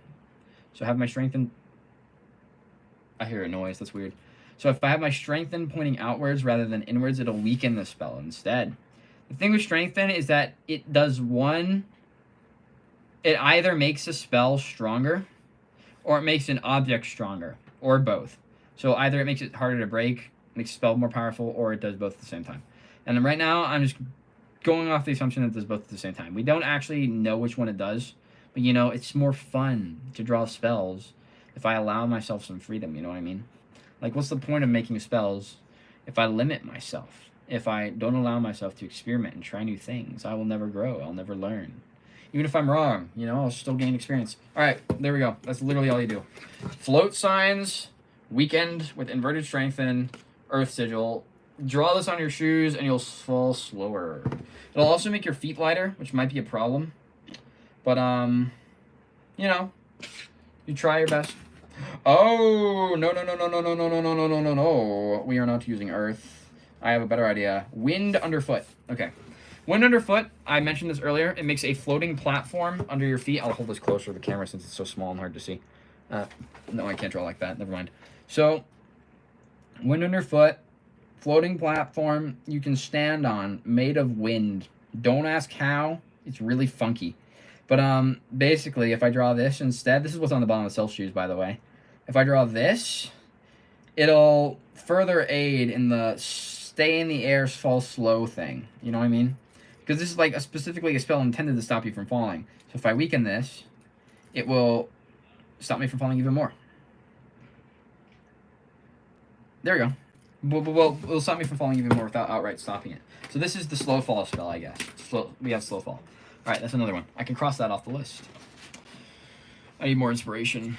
I'm running out of ideas. I've made 7 spells today. I have expended my brain, and I've used your brains, too, to come up with ideas. I'm out. What can I do here?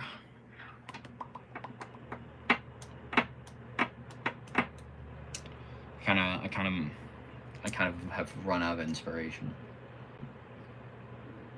Yeah, I don't know if I can think of more. Do any of you guys have more ideas? Perhaps. Yes, my brain is blown. I have, like, the thing is, I haven't really made that many new spells in like a year. I think I've made like 5 new spells over the past year, and I just made 7. So like, I've exceeded my quota. Something poison. How could I don't know if I could stop poison. We don't have poison sigils. Like, the best thing I could do to treat poison for you would be, like, use counterclock on your body so I can rewind your body by an hour, transfer you to a place with antidote, and, like, get you treated there. Or I can use time stop to put you in stasis and then transport you over. That's about all I could do. So, yeah, I'm not really... I don't know how you'd make a anti-poison spell or a, like, poison someone else spell. However, I could make a spell that you could use to shoot water at someone that would pierce the skin, but you could put poison in the water before you fire it off. Do we want to do that? Do we want to commit murder, guys? Are we committing murder today, or are we going to take it easy? I want your opinion on this. Smart? Liza, I don't like how easily I come up with weapons of destruction. It scares me sometimes. I'm scared of myself. Yay, murder? Okay, we're doing it. Fine. We'll do it. Okay. Oh, no. Oh, no, guys. Guys. Oh no. Look at my book. It's coming apart. That's not good. What are we gonna do? Oh no. Yeah, no. What am I gonna do here? Okay. I stabbed myself with a compass. See how pointy this thing is, chat? See how pointy it is? This thing scares me. Alright, so how am I going to pierce the skin to get the water in? I'm afraid that if I use water and bolt, it won't... Ice. Ice, that's the answer. Ice. Ah, why am I so good at this? This scares me. I'm scared of myself, guys. Okay, I'm gonna make an... I don't like how good this is. I don't like how good this idea is. Okay, so we're gonna make a spell that forms a bolt of water, or a spike of water, and then we're gonna have another spell that shoots it, and another spell that freezes it. So we're gonna need 3 spells. How do we separate them out and do them in sequence? All right, so first we're gonna need to activate the water bolt spell, the spell that makes the spike of water. We're gonna have to activate that first so you can put the poison in the water. Oh, why am I making weapons? Oh my god, you guys are a bad influence. So after I make the spike of water, I freeze it with the freeze spell, and then after I make the freeze spell, I use the fire spell, the spell that fires it. How do I do this? How do I do them in sequence? Oh, that's how. Okay, hold on. I'm pulling up YouTube on my laptop. I will show you something. No. This is bad, guys. Okay. So, view your channel. Go to my shorts. Here we are. This is the sequential spell activator. No. Yes. Yes. Okay, so, observe. So, if I push down on this thing... Hold on a second. Yep, so when I push down on this, that one closes the gap first, and then the one after it does it. So if I use this thing, I can close one first, close the other, get them in sequence. So I'm gonna need 2 buttons. I'm gonna need the staggered spell activator for freeze. Oh wait, but I want to do them separately. I might not be able to freeze fast enough. How do I do this? How do I get them in sequence? This is an engineering problem now. This isn't a matter system problem. This is an engineering problem. Do I just have like 3 buttons? I just have 3 buttons. 3 buttons. Okay. So how do I make a model? I don't have my Legos.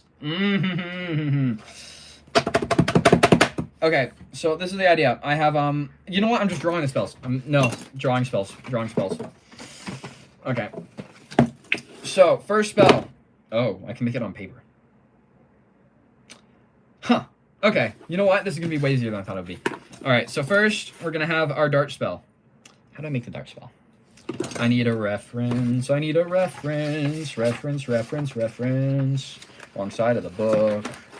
Reference. Oh, mate. Wait. Yeah, that's my reference, mate. Look at that. Yeah, we're going to get it done, right? Okay. Alright, so first, I need the spiky maker. The spike maker. Can I just use bolt? No, but that would, if I use bolt, I could just kill someone. So I'm gonna use this. No, like, Jay, my fear with bolt is that rather than, like, stabbing someone, it would go through someone. And, like, I want to be discreet, you know what I mean? Like, I want discreet assassination. I don't want to blast a hole through their torso. Like, I don't want there to be an exit hole, you know what why am I saying this? I thought it sounds psychotic. Jesus. I'm turning into a brim hat, guys. This is your bad influences. I'm gonna commit crimes. So okay, so I'm gonna need a spike. I need a spike so I can use as little power as I can. As little power as I can so I can pierce more easily. Less power. I mean, spiky means pierce more easily, means less power needed, means less damage done.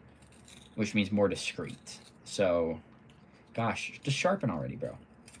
Just sharpen, please. I'm begging you. You sharp? No? Jeez. Just get sharp, brother. You have one job. It's to become sharpened and not snap. So I can draw my spells. Come on. Any day now. And he died now. I think that's good enough. That's good enough. Good enough. All right. Come on. Get in there. Where this? There. Yes. No. Yes. All right. So, first up, we're gonna need to make the bolt spell. Bolt spell, 2 parts. Oh, I lost my reference. 2 parts. We need the right side. We need the left side. Just like the loop chalice. Okay. So first we have that's bad. And it's fine. So first we need loop chalice spell number 1. Loop chalice spell number 2.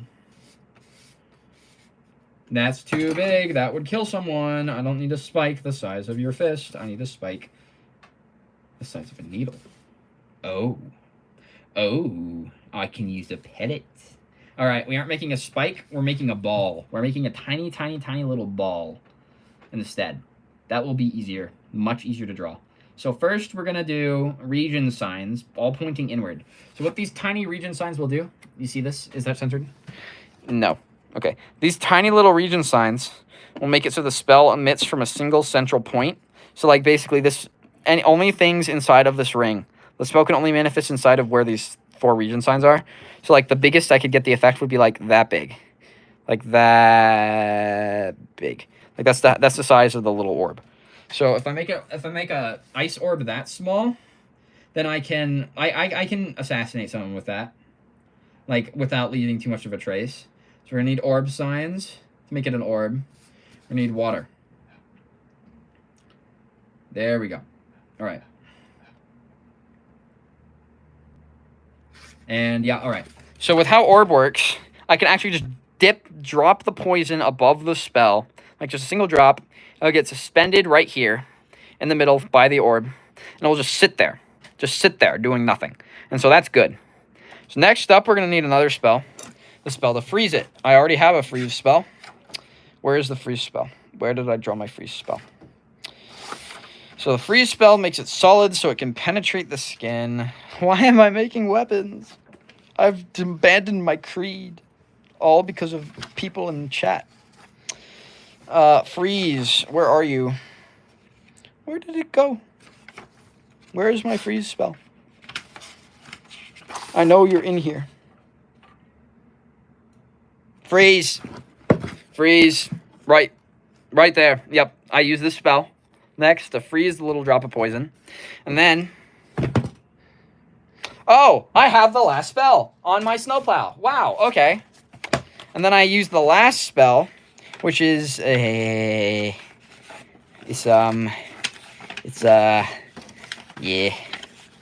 Right here. This one fires it off. So I just make this nested. Wait, can I do that? I can just do that. I can just nest it. So I can have this spell as the outer one. This freeze spell as the inner one. And then just have the orb spell. Like the tiny little orb spell. Right there, above the freeze one. So I'll have to like draw a detailed contraption schematic for this thing. Because it's a little bit more complicated than a normal spell. Because it will need buttons and such. But I can do that later, and I will post it. So be on the lookout for that. So yeah, I have discovered a way to make a weapon. I don't like that. I don't want to kill people. You know what? Liza, since it's your idea, you can be the one to use this, okay? I will not bloody my hands, but if you want to, that's your choice. Did I just rip my paper? No, I didn't. Okay. My shoulders are starting to hurt. I've been sitting here for too long. What can I make now? I have... Liza, have I sated your taste for blood? Have I sated your taste for blood, or do you want more?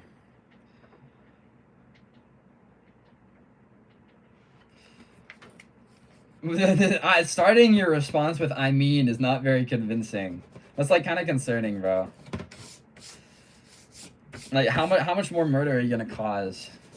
How much more danger? This is why magic was made for. This is for defense. You don't need discreet assassination tools for defense, Liza. That's what this is. It's discreet. It's for assassinations. That's literally like the purpose of this thing. It's not for defense, bro. This is offensive. Like clearly. This isn't gonna put down your attacker like in a short period of time. It's gonna take a while. It's poison. Like bro. I could make an ice spell, an ice cannon, but that's ice cannon would be boring because like I already made the crystal cannon, and I'd just be subbing it out for water and freeze signs, and that's like boring. You know, I want to make something new, innovative. I don't just want to make a other elemental version of another spell. It's like, oh, instead of fireball, I'll cast water ball. Like it's still ball. Like bro, it's still a ball. Like what's the point? What do I make now? Witch hat, give me inspiration. Let's see.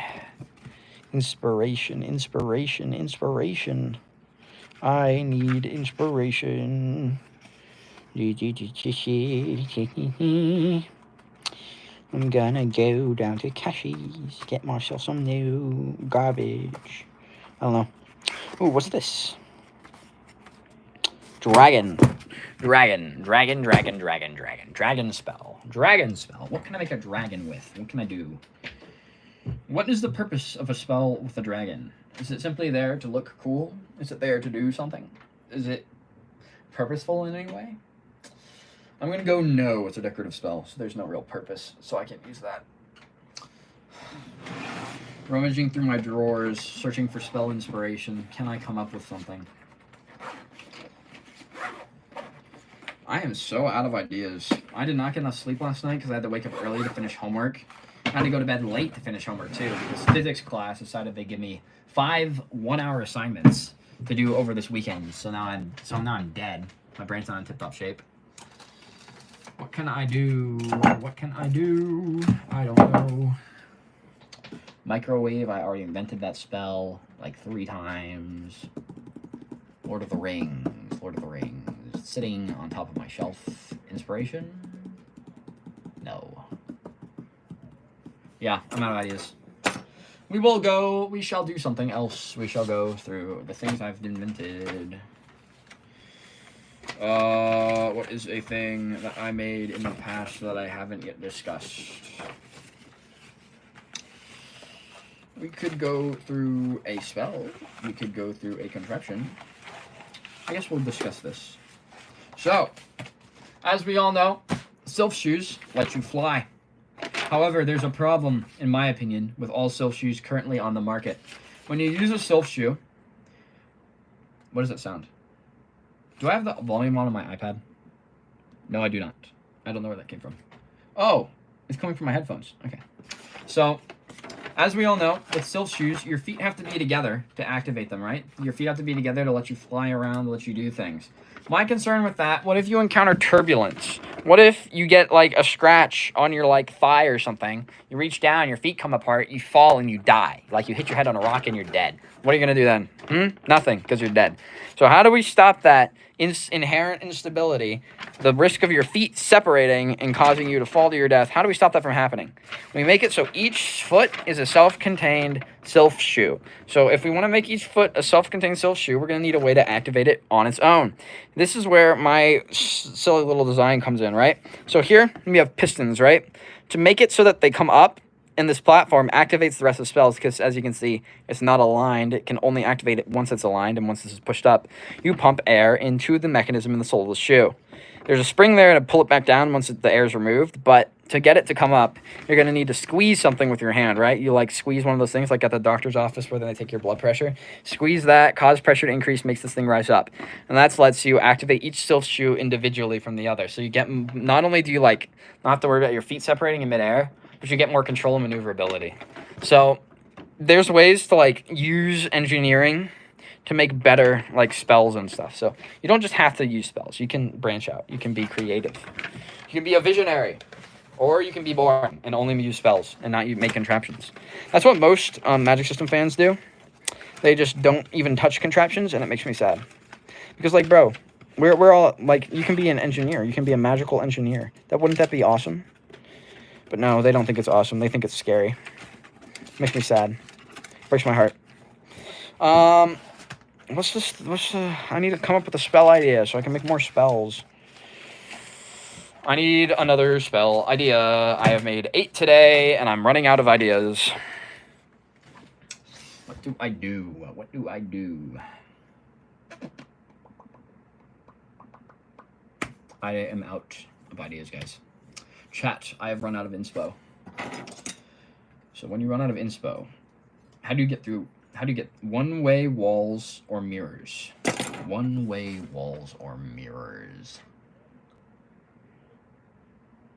I can't come up with a way to make one-way walls or mirrors, but there's a way to make a wall that closes after you go through. So I will demonstrate a way to make it so that there's a wall that like appears. So like let's say you're in the dungeon, right? You're in the dungeon playing D&D.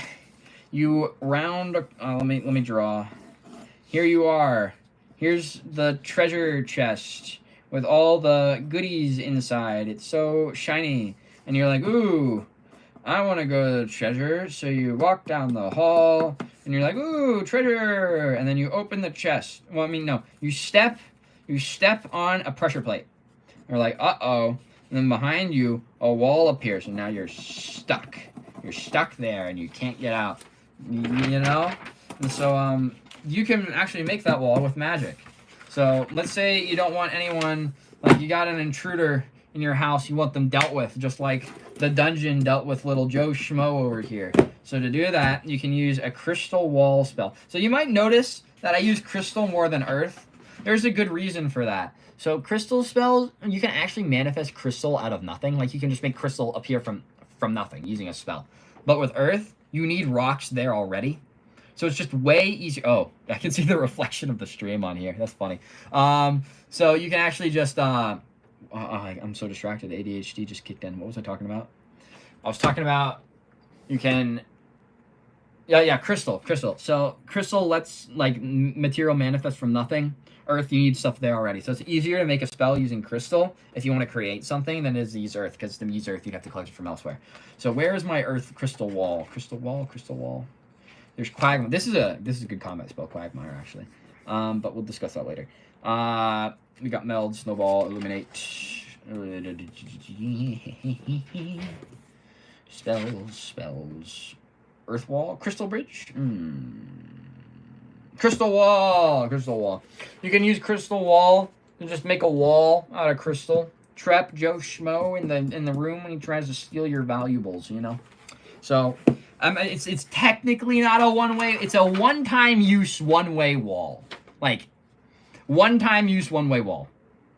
You can do it. Is it a good idea? That's up for interpretation. I don't. I mean, sure. Yeah, good idea. Trap the intruders. Home defense. Keep them there until the Knights Morales come. All right. One-way wall. A mirror on the wall. I have a spell for you, actually, if you like mirrors. You can make a mirror, or at least I think you can, if you use inverted collection. Is that centered? Yeah, if you use inverted collection and a light sigil with bend. So the basic idea, you use, well, it's the opposite of collecting. It's discarding, throwing away. So, I should probably add convergent. Nah, convergent is fine. So if I use bend to bend the light and discard to discard it, I could theoretically, maybe, just cause the light to reflect back and make a mirror. So I can make a mirror. I can make a one-time use one-way wall, but I don't think I can make a one-way mirror. So that's an unfortunate reality. Unless I draw it on a pane of glass and I use region signs to make it manifest above the glyph only and not underneath. So I can make a one-way mirror. Okay. Yep, I just figured it out. Erasure. Get rid of the smudges. We don't want smudges in the spell book. No, we don't. No. Alright. So, this is too big. Let's get that smaller. One-way mirror. Let's go. I figured it out. I'm so good at this, guys. This is what 4 years of training does to a man. It makes you only think about spells, and it ruins your life. Don't fall. Oh, they're screaming in the room next to me. Funny thing about my college dorm, the walls are completely soundproof. No sound gets through those things. Unfortunately, the doors are not. So you can hear the people next door through their door and through your door, even though the walls don't make any sound through. It's kind of annoying, like, because you're so close. You're so close, but no, you can hear the guy screaming next door, room over. We have a light sigil in the middle to make it light spell. Light. Let there be light. And then there was. So light sigil for a light spell. How do we make it only reflect the light coming in from above? Can we use column? We can use column. We can use column, right? Yeah, we can use column. Column sign. Column sign. Column sign. 90 degrees separated. Yeah. Then we have discard, inverted collection. And we have more of that. And we have some more of that. And one more. There we go. Then we want some bend signs to bend the light so it can go the other way. Oh, that was a very no. No, we aren't doing that. That is so asymmetrical. So we have the inverted collection to discard the light, aka reflect it. We have bend to help with the reflection by bending the light off of its initial path, letting it bounce back. We have the column, so it only goes in one direction out. And if we draw it on a pane of glass, bada bing, bada boom, you got a one-way mirror. So the one-way mirror spell is done. And now I must label it. One-way mirror. I don't remember how to spell mirror. It's 2 R's, right? M-I-R-R-O-R. I'm just going to trust myself. Because I have self-confidence sometimes, but not always. I'm thirsty again. More water.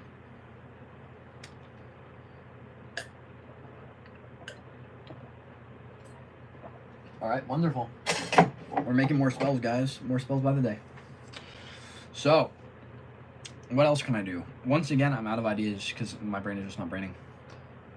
Oh, yeah. I didn't label any of the other spells. Thank you for the cash, Liza. Wonderful. Alright, slow fall. What was this one again? Glowing thread.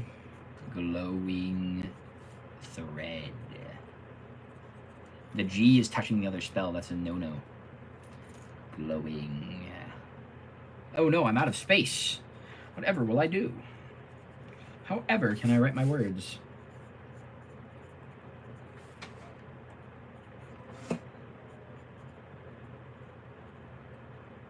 There we go. Glowing thread. Slow fall. Label, label, label, label, label. All labeled. Nope. I lied. Sugar. Dissolver. Alright. Another spell. Another day, another spell. Several more spells, actually. Okay.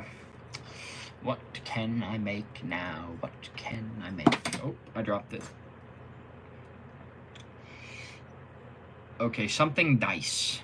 Dice? Dice. Like a dice rolling spell? Can't you just put those in a, like, in your hand and just go, like, isn't a spell totally unnecessary? I don't really understand why you would want a dice spell. Explain your reasoning for, like, a dice spell. Like, could be randomless. Oh, okay, so the thing with magic is I consider magic to be dumb. So my what I mean by this is like, all right, let's say, how do I explain magic being dumb? Okay, so when you have a computer, you have a computer.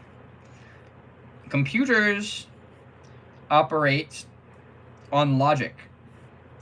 That means they understand inputs and outputs. You tell your computer, hey buddy, I'm clicking on Steam, on the Steam app. You know what that means, right? And your computer's like, yeah, it means I should open Steam for you. And I'll do that right now. Just wait a second. And then like it loads and you get Steam. So like, but also if you like press another up button, you're like, oh, hey computer mate, can you open Microsoft Excel, mate? Well, I need to input my like taxes or something. And your computer's like, all right, buddy, yeah, I'll open Excel for you. But like magic is not like that. Magic doesn't do things. When you tell magic to do something, it just doesn't care. It like does not understand the concept of inputs and outputs. All magic understands is close ring means spell go boom. That's all you can do. Like that's literally it. So magic, I consider it dumb. Like I call it dumb because you cannot integrate logic in any way, shape, or form. Like it does. Logic is alien to magic. There is a way to get logic involved when using magic, and it's by using logic gates. You can't make mechanical magic logic gates. I know I have a diagram somewhere. Why do I keep losing my folder, guys? It's like the 4th time. My folder has all my spell stuff in it, and I keep misplacing it. And I'm like at my desk. I never leave. So what am I doing? I'm losing my mind, guys. Going crazy.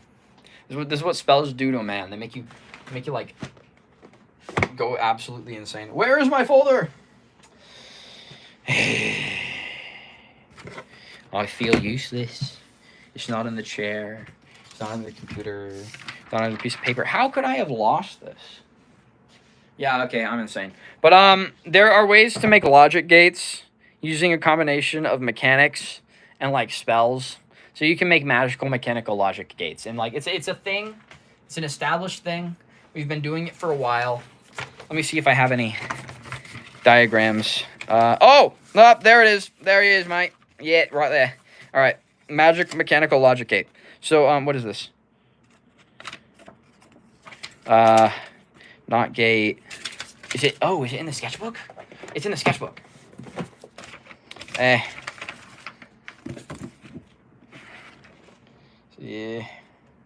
Where'd it go? Where'd I put it? Oh, there it is. OR gate. Okay. So, with an OR gate, if you activate one input or the other input, like if either of them are activated, it will activate the spell. So basically the idea is you can use crystal push spells to like cause the crystal to push the orb up, which moves the lever and makes it activate the next spell down the chain. And so you can make logic gates with magic and spells and stuff to make magic less dumb, but a spell on its own is still dumb. And because of that, it's like hard to make randomness and stuff with spells, because like if your spell can't do logic, if it can't run algorithms or math, like how are you going to make it do randomness? It always does the same effect every time when you make the spell. Like granted, you could do things with fluids, like you know how there's that I think, is it Cloudflare? Like Cloudflare has that wall of lava lamps they use for their encryption. You could use something like that where you're using magic to like cause fluids to move in specific ways, and you like design some mechanism to integrate randomness with that. But then again, that'd be a contraption and not just a pure spell. Like you need to get mechanics involved in some way. So it's hard to just do it like that.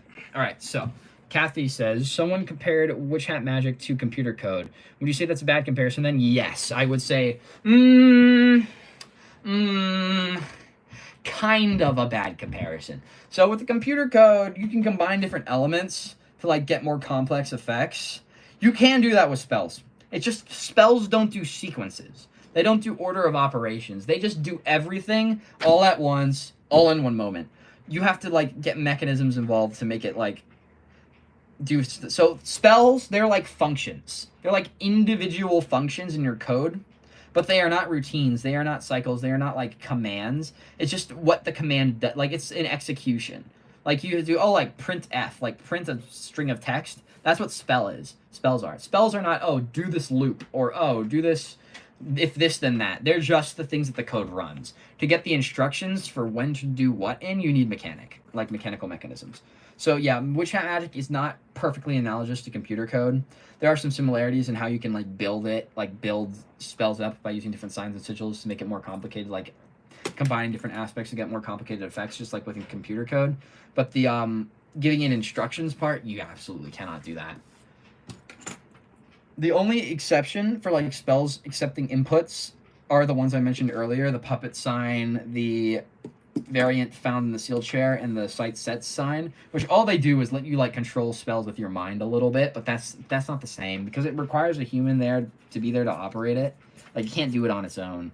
So yeah, computer code's not a great analogy. So yeah, that's computers and spells for you. I can't really expand on it further than that. That's pretty much the entire concept. So, what could I do now? How long has the stream been running? I shall investigate. I have been sitting here for almost an hour and a half.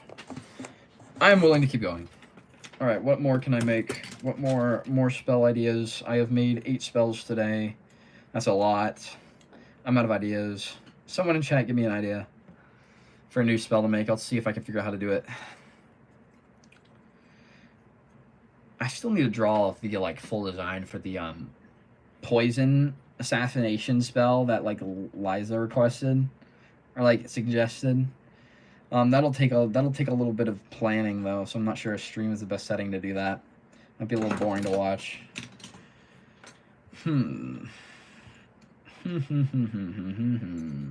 What could I do? Do you have any ideas, Plant? Do you have any ideas I could do? Where's my thing? Poor Plant, Mr. Plant. Let's just give you a. There we go. Come on, Plant. I'm trying to water you. Bro, spray bottle. Stop being stupid. Well, it would appear that I can't water my plant today. And that gives me an idea for a new spell. Actually, no, it doesn't. Okay, I just realized if you want to spritz something with a spray bottle, literally just use the aerosol spell from earlier. Like, that's literally all you have to do. Oh, I didn't label it. I kind of don't want to. Because I'm going to erase it later. I'm just going to leave it. Another spell to make. I need more inspiration. Too many spells. Does anyone have a spell suggestion? Something I can design? I'm so out of ideas, bro. Not enough sleep. Expending all my ideas. I'm relying on chat for ideas right now, bro. My creativity is gone. I feel like Agate or Coco, like whenever they were. Remember when Coco was crashing out? Like, I can't draw anymore. That's how I feel right now. Like, not as bad, but still. Artist block. Spellmaker block.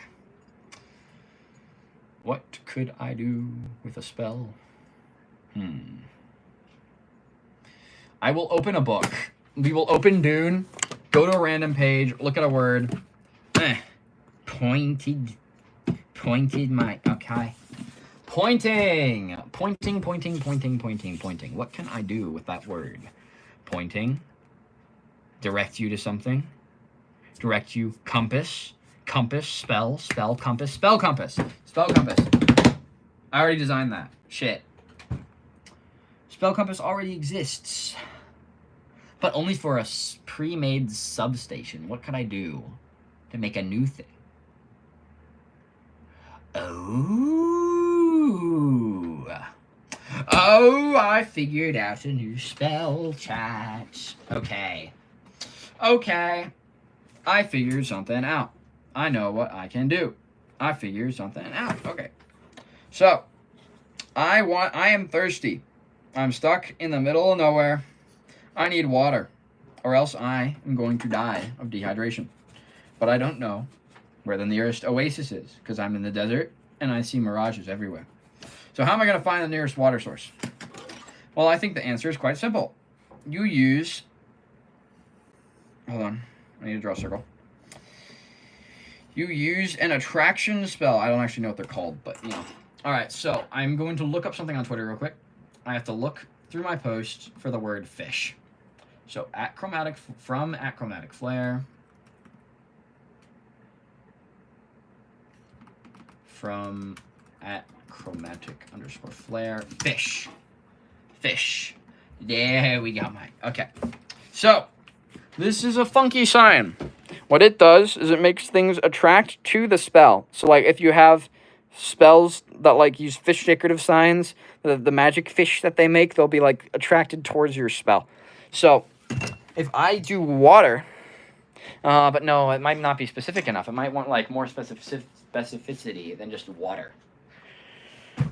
What could I do instead? What can I do instead of finding an oasis? I could find something else. I could find decorative signs, but that's kind of boring. I could find crystals, but how would I specify what kind of crystal? I think I might have hit a dead end. If I can't figure out how to specify something to find it, that's like not just a decorative sign. Like, I don't know enough about how this thing works to actually target something specific. That's unfortunate. I thought I was onto something there.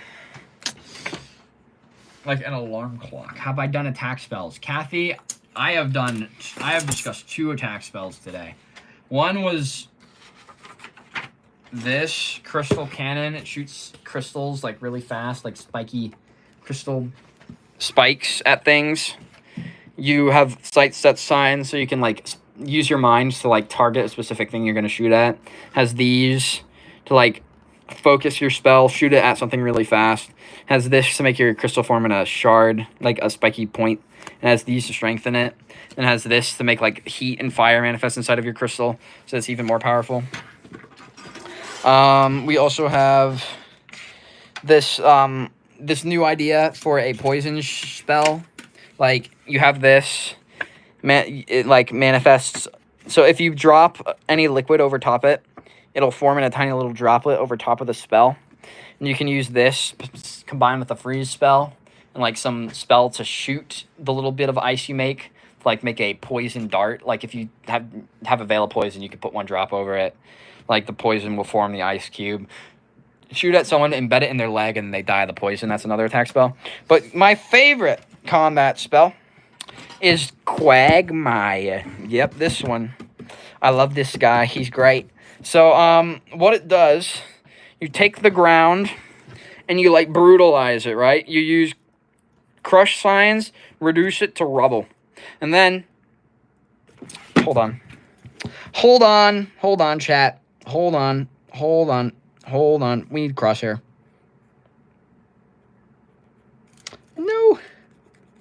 No. It's too small. It's not enough room.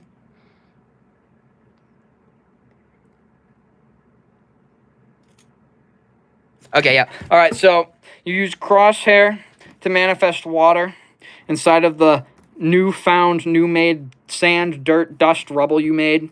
That makes it mud. You use inverted crush signs a little bit, just a little bit there, to like kind of weaken the crush a little bit so it's a little bit more sticky, you know what I mean? Like undo it a little bit, combination of sticking and destroying at the same time, make the mud a little thicker. And then you use pull signs to like suck things down. To like you basically get your opponent's feet stuck in the mud, then they can't move. They're stuck there, right? I still need to make... I figured out my new spell. If I want Quagmire to be ultra effective, I need to be able to embed you in the ground. I need to make it so that your feet are stuck in solid ground after that. So I've already got your feet sunk into the ground. Now I need to make the ground solidify so you're stuck. And I figured out how to do that. I figured out how to do it, chat. Okay. Quagmire's partner. What should I name it? So if one makes a marsh, like makes mud, and the other turns the mud back into rock, what should I name the mud back into rock spell? I need name suggestions.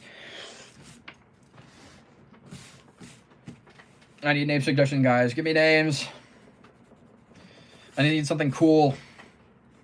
Something badass. Scary. Threatening. Give it to me.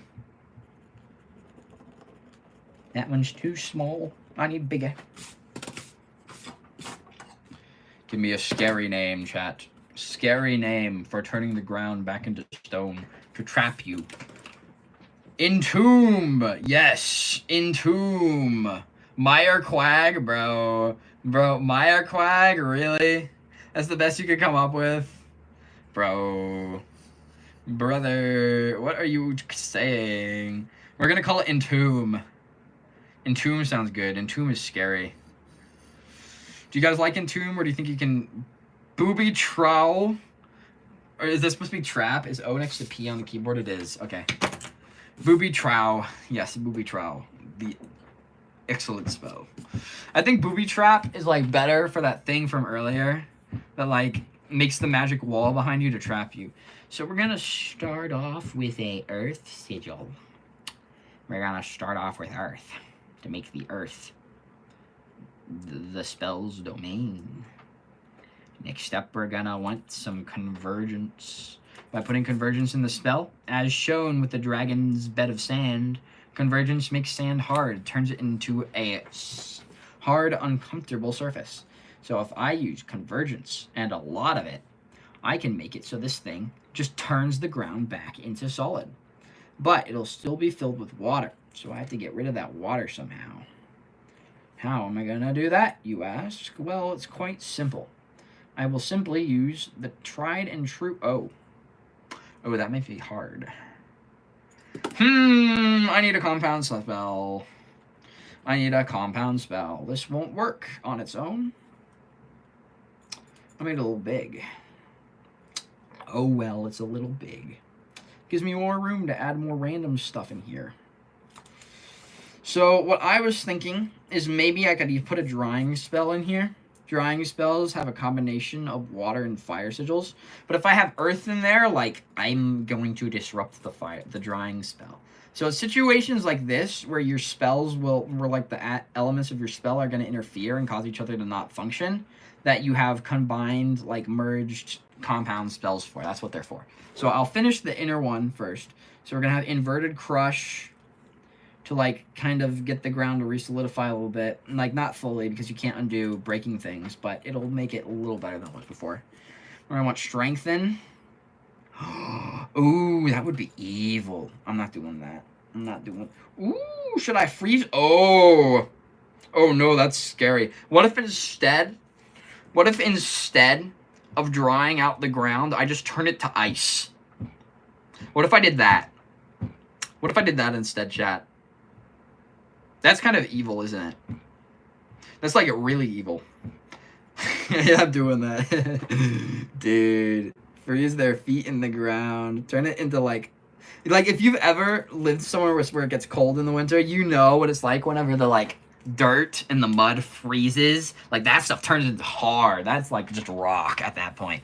So, like, dude, embedding their feet in that, bro, the Knights Morales would never escape. I could okay, if you can't tell from my previous spells, like this one, I am not a pointed hat sympathizer, right? I align more with the brim hats, specifically the healing witches, than I do with the knights. So, or with the pointed hats. So I don't have very many hang-ups on beating up the Knights Morales. So you know, a little bit of violence is some justified violence to protect those in need. You know, is acceptable. We don't go attacking innocents, only combatants. I am not evil. I just believe that it is for the greater good to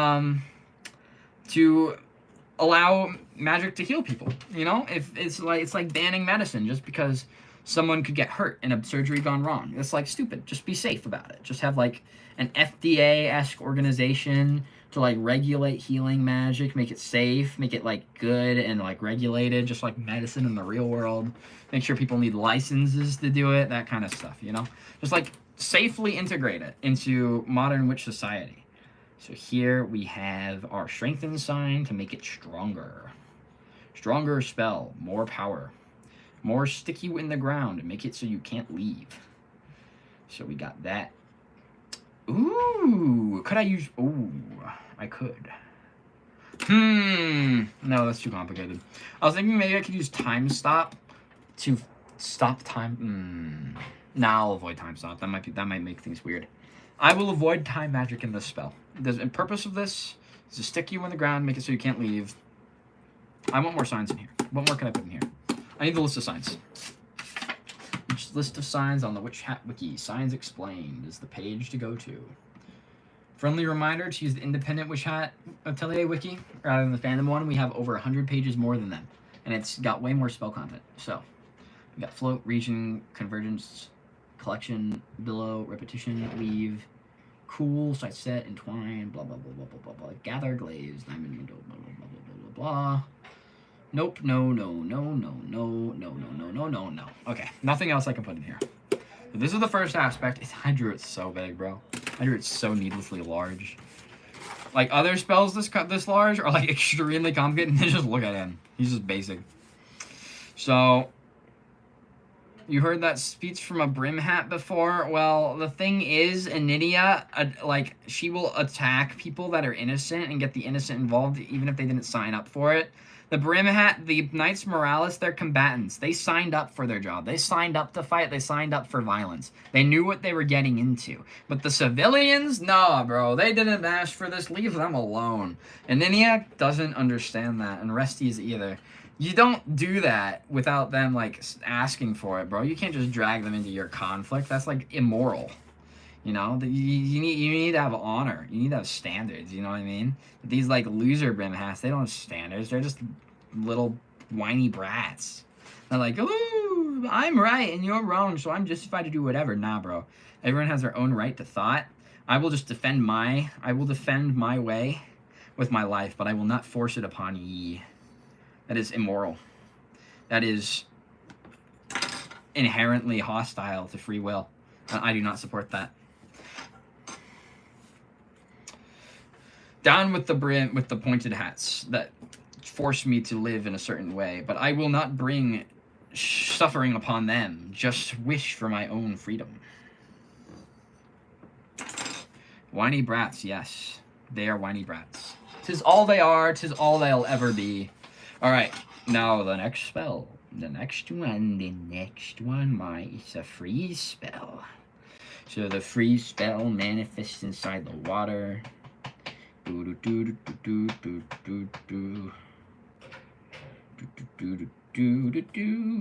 have crosshair to make it manifest inside the water exclusively. Then we have a giant cooling sign. Like giant cooling sign. Another giant cooling sign. And we have strengthen again. And strengthen once more. Maybe I swap this out for an earth sigil. Because I'm cooling down the rock. And the rock is what has the water. So if I cool down the rock, the water will get cooled down too. And this will prevent the... I don't know. Yes, actually, I do know. Well, actually... So my thought process here...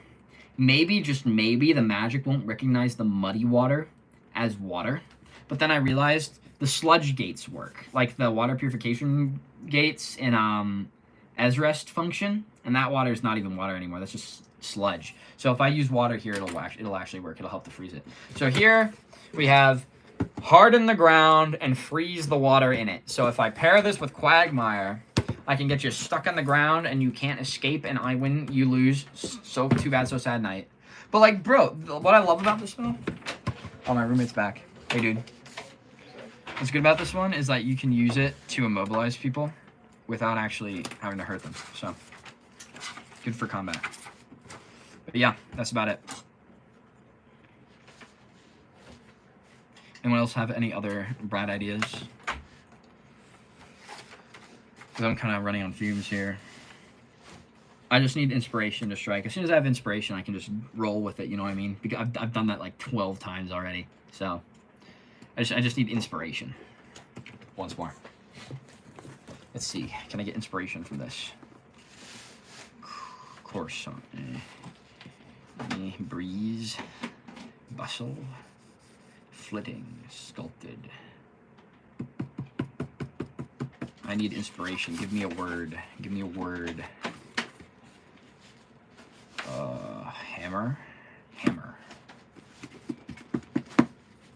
How would you react for that specific spell? Like, if you were the one frozen. If I were the one frozen... Well, first... how would I react? So, the fact that I haven't thought of something already is a bad sign. If I was frozen, based on how long it took me to think of anything, I'm probably already dead. So, that's the first issue. But let's say I did have a plan and I was able to think about it quickly. What I would do is I would have a spell that manifests heat inside of rock. That's what I'd want to do. But I doubt I'd have that on hand. Oh, no, there's a much better option. Okay. All I need is wall breaker. Oh, I'm going to sneeze. No, I'm not. So, okay, if I use wall breaker to break the ground underneath me, I can break free. So, like, use wall breaker, turn it to dust again. But if they turn it to dust again, I can just recast Quagmire and then recast the Entomb. So I could just... It'd be a battle of who has more spells prepared in advance. What's another option? I could just stealth shoes away as soon as I break it. Like I do it unexpectedly, fly off. There are ways to counter it. But the whole point of this, catch them off guard, get them off balance, go in for the kill, you know what I mean? Or like, go into immobilize.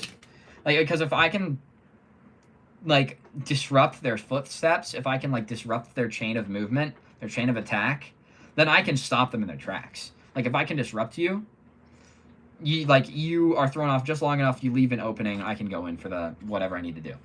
So that's the main purpose of that spell.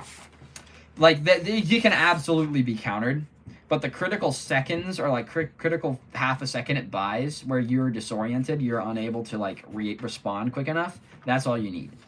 So, to break free, I would use Wall Breaker.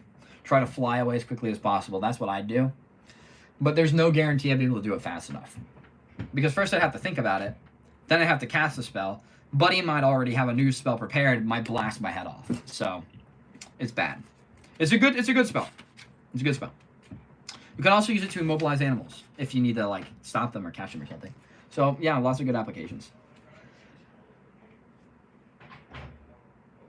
Yeah, I see it is a I see it is a very strong spell and have to be really fast. Yep.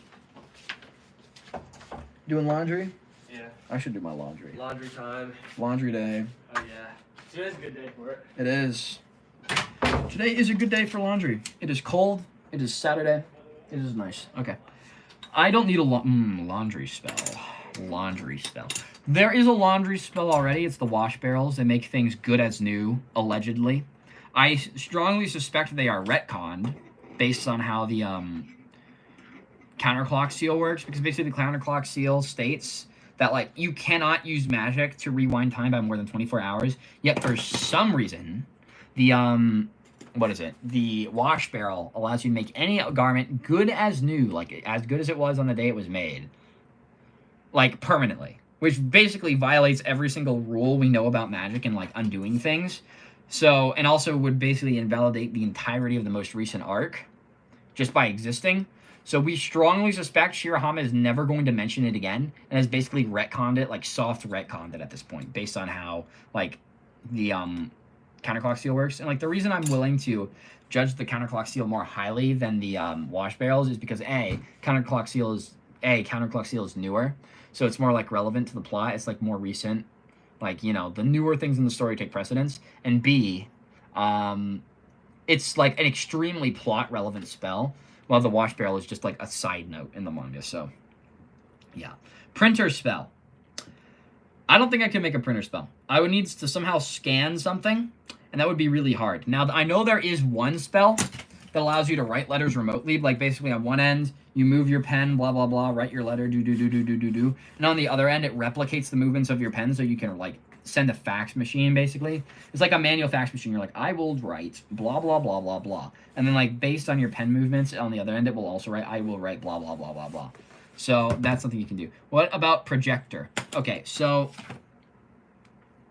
can I make one? I might be able to. Let's see here. Can I make a pinhole lens? Can I make a pinhole lens? No, I can't. Okay. So, projector, like in a cinema, I would need moving film. Like, I would need a film roll. And, like, I need media to transcribe. This is, like, back to the argument of magic being stupid. It's, like, or magic being dumb. Like, it doesn't have any ability to, like, think for itself. It needs to be, like, specifically, the spell needs to be specifically made to do a specific task. And you need to somehow activate it with, like, science and sigils and stuff. I mean, with mechanical mechanisms and such. But, like, I don't know how to record images. I know you can record audio through the parroting pouch, but I don't know how that works. I don't know the specific sign for it, and I don't know if you can do it for a video. Since the parroting pouch exists, I suspect you can, but we haven't seen it yet. And my guess is that if it is possible, it hasn't been discovered yet. Because if it was, like, we'd see it everywhere. Like, that's such a convenient thing to have. Like, just convenient, like, just video recordings, that would be amazing. So, like, enlarge an image. Yeah, that, again, that would be really hard. You'd have to do some optical stuff. Like, similar to a pinhole camera. You need to, like, somehow you bend light in a way to make it enlarge. Which, I mean, you can do that, but I don't really... Yeah, okay. The way you do it, the way you could do it, is you could use the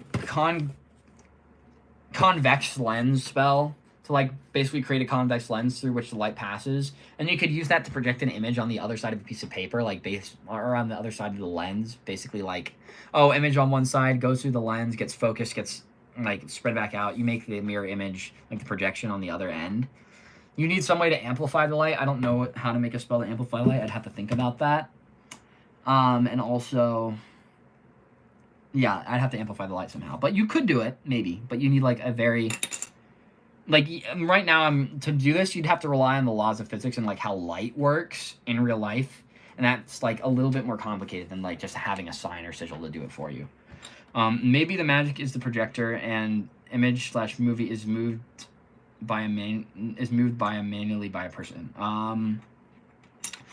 Well, like you could just have the magic make a super bright beam of light. That's something you could do, and then like move film scroll through it or something. Or like you could do shadow puppets, but like that's just a flashlight. Like I can't think of a way to make a projector with magic, unfortunately. So yeah. There's a way you could remotely view something though. If you have like a window way, which is basically a portal, put in a room where like people are doing a play or something, you could watch it remotely. Like by just peering through the window way, you're like peering through a portal to that room. You could watch it that way. Like, but it wouldn't be recording. It would just be live. Nah, no, bro, you're fine. The misspelling's fine. It just threw me off for a second. But yeah, I can't think of a way to make it work. Magic projectors are a little bit more complicated than the signs and sigils we currently have allow. So we need a little bit more development in our understanding of the magic system and like the tools we have available to us before I can confidently give you a way to do that, unfortunately. But yeah, that's magic projectors. A little bit difficult, but theoretically could be possible. Anyone got any ideas for a spell that I can make?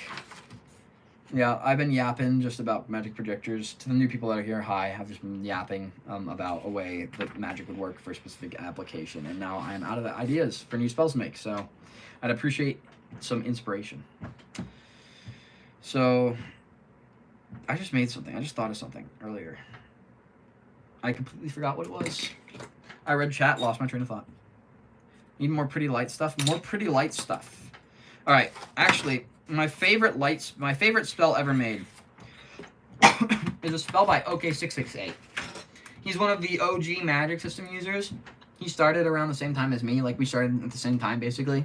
And, like, the two of us and our spells and our findings are basically what built the modern foundation of the magic system. And, he made this one spell called Lightworks, and it's actually, I'm just gonna open it real quick on Twitter. I set it as my profile picture for my other account. But, here it is. So, imagine you have a Rainmaker rune with the light sigil in the middle. So Rainmaker basically makes a rain-like effect with your magic, and light just is a light sigil, right? So you make a rain of light, which is basically the same thing as fireworks. So you can make flameless fireworks using light and rain sigils, and by adding other things, such as orb signs, column signs, levitation, and other things, you can make complex firework-esque effects. Here I have a sparkler design. So, like, you know the sparklers you wave around on the 4th of July? It's like that, but it uses fire instead. But you could sub that out for light, make, like, pretty fireworks sparklers and stuff. There's a lot of ideas you can do. Actually, hold on. I have a little thing. So I was on a 70-mile hike through... Oh, this is the other one. Oh, that's a bummer. Okay, maybe it's here somewhere. So I was on a 70-mile hike through New Mexico. And while I was there, I had some inspiration for a way to make a couple of new firework designs. And I will share those with you real fast. So let me see if I can find a little journal I had. I don't know if I'll be able to find it, but if I do, I will show it to you. Because I think I came up with like 6 different ways to make fireworks. How do I keep losing my folder? It's literally at my desk, bro. I do not leave my desk. I keep misplacing my folder. This is the 5th time. What am I doing? I'm good. Oh, wait, no, I never found it after last time. That's what happened. Okay, well, it looks like we're out of luck this time. Can't find my folder. Can't show it off. But yeah, you can make a lot of firework-esque effects for light stuff. What's another thing you could do with lights to make it look pretty? I can't think of anything right now. Oh, I thought of something. So, if you had, like, a wibbly-wobbly orb of water then had water coming out of it, had light coming out of it, you can make like caustics on the ceiling of your room. For those of you that don't know what caustics, okay, I'll show you caustics. So, you know those, how when you're into the pool, you like see those water effects that are like, woo, we're all squiggly, we're all making wavy lines. You can make that on the roof of your room by having like a wibbly wobbly floating orb of water with like light shining through it. Should I make one? Should I make one? Yeah, I'll make that spell. I'll make that spell. That sounds good. So, how do I do this? So we're gonna start with, we're gonna start. Ah, fuck my foot. That hurt. Okay. Ignore the pain, Chroma. Keep making spells. So what I will do, yeah, my mouth is not working. So what I will do is start with a circle. Remember, chat, don't close your ring before you finish your spell, or else it will explode in your face and blow off your fingers. You know, it almost happened to Tetia once, guys. I think chapter 50 something. I don't remember what chapter it was. But Tetia almost blasted her fingers off by closing the ring on a spell before she finished drawing it. It's only because of Kifri that she didn't get hurt. Well, maybe it wasn't strong enough to blow off her fingers, but you know what? It's funnier to think that it was. It's funnier to think that it was. Be like, don't remember, kids. Don't close the ring first or you'll blow off your fingers. You know, it's kind of a funny thought. That's not funny. What's wrong with me? Okay. I might be a little frazzled, guys. I've been doing this for like almost, I don't even know how long. Almost 2 hours. Oh, it has been 2 hours. Wow, I've been here a while. So yeah, my brain is all spelled out. Logic is checking out, and insanity is checking in. So first, we're gonna have the water, and then we are going to have. Oh no, Chroma. No. This won't work. You need a nested spell. Yeah, if you're a witch, you feel like that's how you would die? Yeah, that probably. You know, I'm always very responsible. If you look through my spell book, every single spell has a open gap. Oh, yep, every single spell has an open gap, every single one. So, they're all ready, all primed and ready, mate. Ready for the Marsh Morales to come and take me. They think they can beat me up? Nah, bro, I'll beat them first. So, to make it so this thing works, first we need to make the orb of water. And to make the orb of water, I believe it will have to be isolated from the light spell. So what I'm going to do is I'm going to make this nested. And our spell will make the water orb. So we have that there, that there. This makes a water orb. I put it in levitation so it can fill itself up instead of just being a waiting vessel to be filled. I should probably shrink that down, give myself more space. So now we have an orb of water.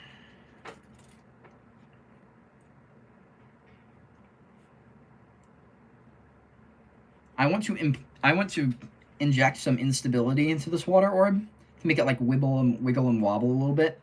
So what can I do to do that? I could put a tiny push spell right here to like push the water around a little bit. No. Well, a tiny little levitation sign. So a little levitation sign here at a bit of an angle. This one here at a different angle. That's not a different angle. This is the same angle. This one at a different angle. Like that. Impart some instability into that orb. Make it a little bit wacky. So it wiggles and wobbles a little bit. Yep. All right. That'll give it the nice ripply shape. So, and next what we're going to want to do is we're going to manifest light inside the water. How am I going to do that? All right. We're going to have 2 large water sigils. Water sigil 1. Water sigil 2.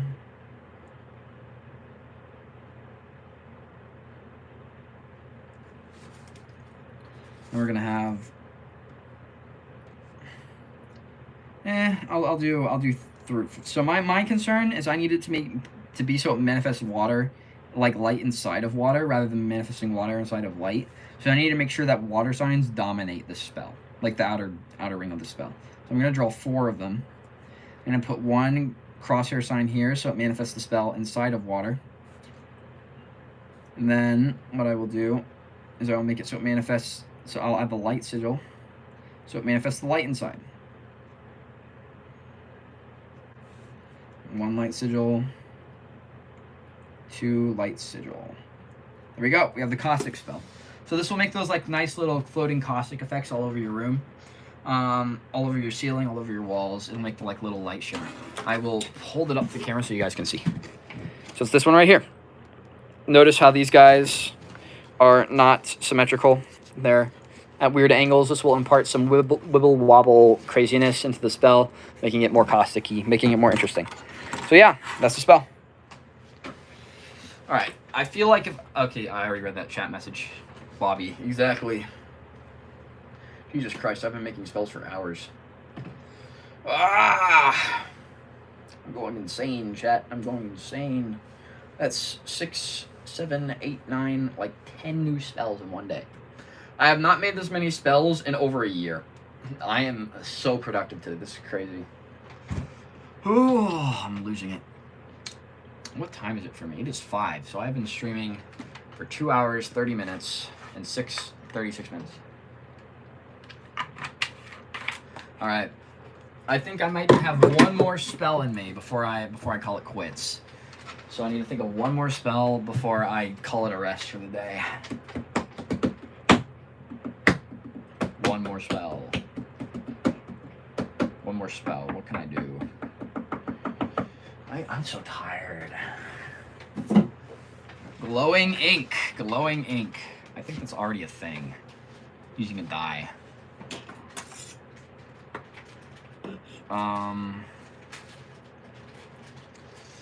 What can I do here? Glowing ink. Should I do that? Should I pursue it? Glowing ink. I want to draw in the dark. So, wait a minute. Wait a minute. My brain just blanked. Liza, I don't need to make glowing ink. You know what I can do? I can make a variant of this spell. This spell right here. I can just make the water glow. A back massager? That's more a contraption than anything. Ah, speaking of back massagers, mate. All right. So, there's this one. This is the brush bed, as you can see. Oh, is this centered on the camera? So we got brush bug on this vibrating platform.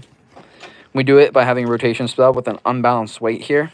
Spins around, up and down, gives them a nice massage. So we could basically make a larger version of this.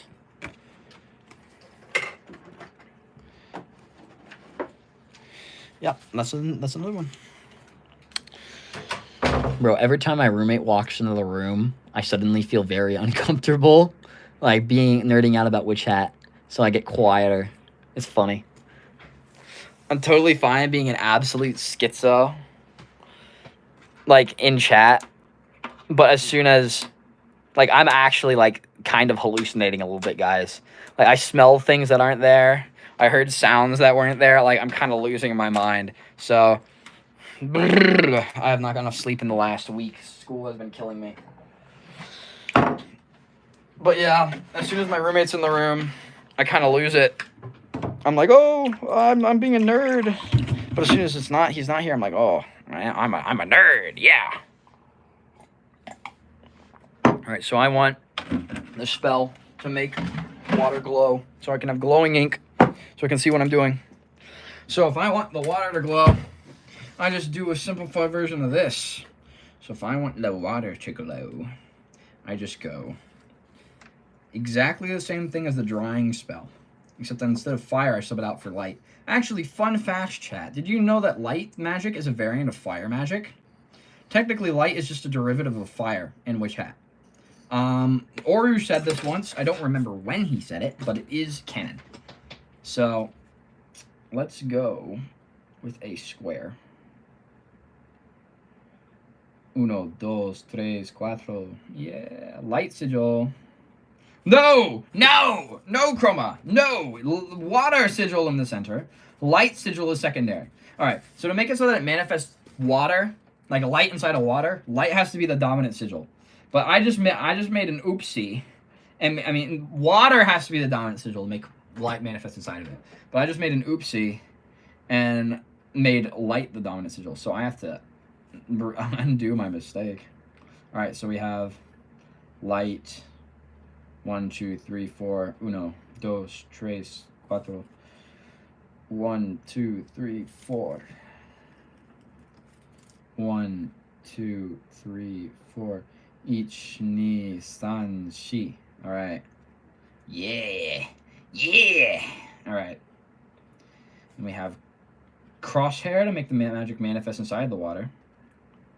That's why you don't do magic while tired. Real, guys. I will kill myself. I'll close the ring and then blow up. They don't do magic tired. No. I don't count this as a new spell, by the way, because it's literally just the outer ring of this. So I'll keep the platform open for one more. Because stopping here would feel disingenuous. This is barely even a spell. You know what? I'll just give you guys a full view because of how small it is. Like, ooh, look at everything. It's all the new things. 7. Jeez. That's a lot. 7. Wait, how many new spells?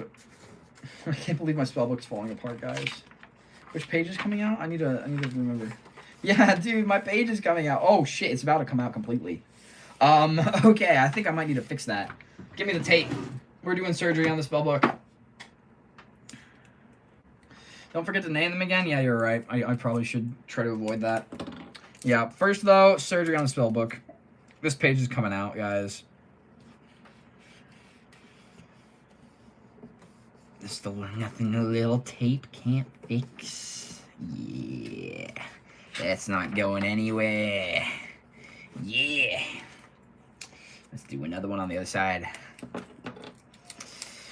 Now it will stay, and it will not leave. Do not leave me, spellbook page. I just spent like an hour drawing on you. Please do not go. No, it will not go. It is stuck here forever. And it just ripped on the other side. Why is this page so specific, like in particular, so weak? Is it like something with the binding of the spellbook that makes it like really susceptible to breakage on this one specific page? They're like sewn in clusters and this is the one on the very edge or something?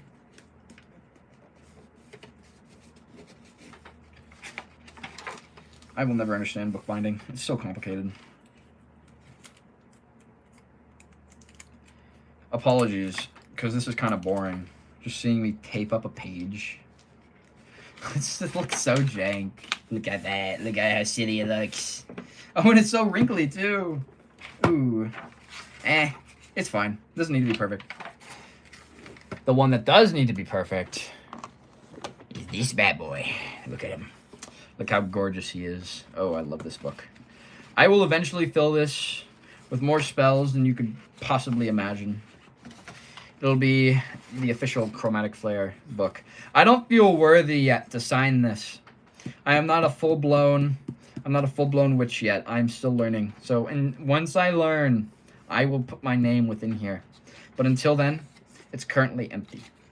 But dude, this thing is crazy. Like, this is awesome. I love this thing. Got it for Christmas. But this is gonna be but this book, the new one, I'm gonna put like each individual spell and explain how it works one page at a time. But this is just like the conglomerate, like, ooh, Chroma comes up with a new spell. Put it in the book. Like, that's what this one is. Okay, one more spell. One more spell. One more spell. I need an idea. Come on, Chroma. Chroma, come up with the spell. We got water. You can dry the page if I spill it with a drying spell. So that's off the table.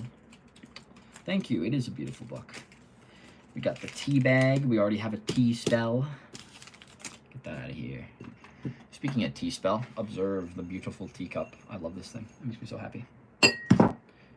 Check out Becky Weber or Eastern Criminal on Twitter and on Blue Sky. They make Witch Hat Atelier mugs. Awesome stuff. Awesome artist. Check them out. Buy their stuff. It's awesome.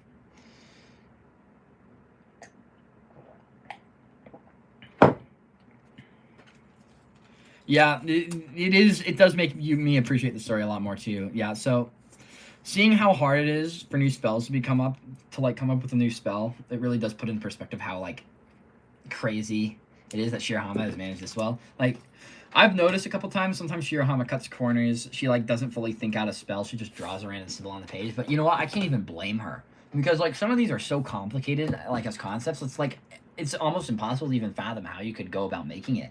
And like just for the sake of the story, she has to simplify sometimes. And like I totally understand that. It's just as a spell maker, it does sometimes make me a little frustrated to see things that I don't understand because I know Shirahama didn't really plan them out fully. But you know what? It's worth it to get the story out. You know what I mean? Like, story is more important than the magic, in my opinion. Though I'm here for the magic system. But for the general population, yes. So I understand and I appreciate how, like, she does do a really good job, by the way. I wouldn't be able to do this if I weren't for how well she had thought out the magic system. 4 years of my life dedicated to this manga. It's absolutely crazy. So next spell, I have one more idea before I can call it quits. What could I do? What could I do? I don't know. I don't know, chat. Yeah, I'm out of ideas. Yep, good stream. Do I end it here? I kind of am tired. Nah, one more. Gotta keep pushing even further beyond. So, what do I want to do? What is a major inconvenience in my life that needs to be solved so I can make a spell to come up with a solution? Washing dishes can be done. Washing dishes. Dishwasher spell. Dishwash spell. How could I make that? Spell to wash dishes.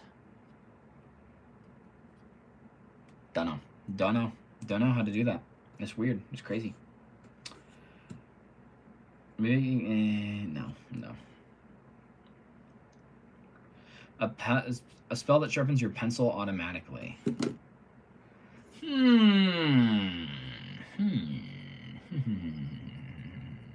Is there an air mask? Ooh. Well, no. To make it like air purification spell, that would be so easy though, because I could just make the water purification spell but sub it out for air. That's like too basic. I wouldn't even call that like an original spell. I mean, technically it is, but that's like, it's too simple. It wouldn't feel right like putting this in here because these are supposed to be like serious spells, not just something anyone can come up with and just draw on a dime. I'll show you the water purification sign actually. So you know the little bowl thing that Coco made, like the cleaner pot, whatever it is that she made recently for the Silver Knight procession or whatever it was. Yeah, that is a I think it's in this chapter. No, it's in the one. It's in the volume before. Volume 11. So the water purification spell, we can see it. When can we see it? Yeah. Right there. Oh, it's not very clear. We can see it on the pot. It's got like a little swirly bit, and it's got a water sigil in the center, and it has collection on the side. So I could use this. Like this basically takes the water, collects the impurities, separates them out. I could use that, but put air in the middle to like make an air purification spell. But that's so simple. You know what I mean? It's just like taking a spell that already exists and subbing something in, like subbing out the sigil. That's like the most basic of the basic. I wouldn't feel justified there. Ooh, my brain is not braining. I've been doing this for too long. Speaking of tea, how about something that can make the cookie that fell into the tea long? I can't read this. The heart icon's in the way. Tea for too long, not soggy anymore. Speaking of tea, okay, so basically a spell that unsogs your tea. Unsogs your tea. How to unsog one's tea. So you could just use a drying spell for that. It might dry it too much though. But I mean just a drying spell basically, which are pretty basic. Like, see this spell right here? literally just sub out the light sigils for fire sigils, and you got a drying spell. Basically, the way it works is you manifest. Oh wait, that's not centered. That one. Yeah. So you manifest fire inside of the water that causes the water to evaporate and gets it to dry the thing out. But yeah, you could use that to make your cookie unsoggy. Oh, or before your cookie got soggy, what you can do is you can use water retention. So water retention, what you could do basically, water retention stops time for water specifically. So you could draw this like on a piece of paper or something that you connect to the cookie in advance. It would stop it from drying out basically, or getting to either from drying out or getting any wetter. So it basically make it maintain its current level of moisture. You could use that to stop it from getting more soggy. I have a spell idea, but I think that's too brutal. What is your spell idea, Liza?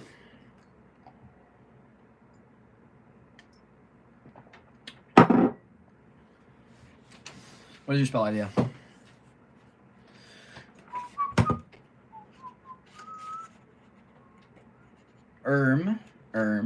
Okay. So what? Chicken ball. Share it with the class, exactly, bro. Like a bubble of water stuck on your head. Oh, for when you're underground? Oh, and you can't get it off. Oh, a bubble of water. Okay, so I have something for you. My folder. Where? Oh, I put it in my desk. Okay, there it is. So a while back, I made the inverse of your spell.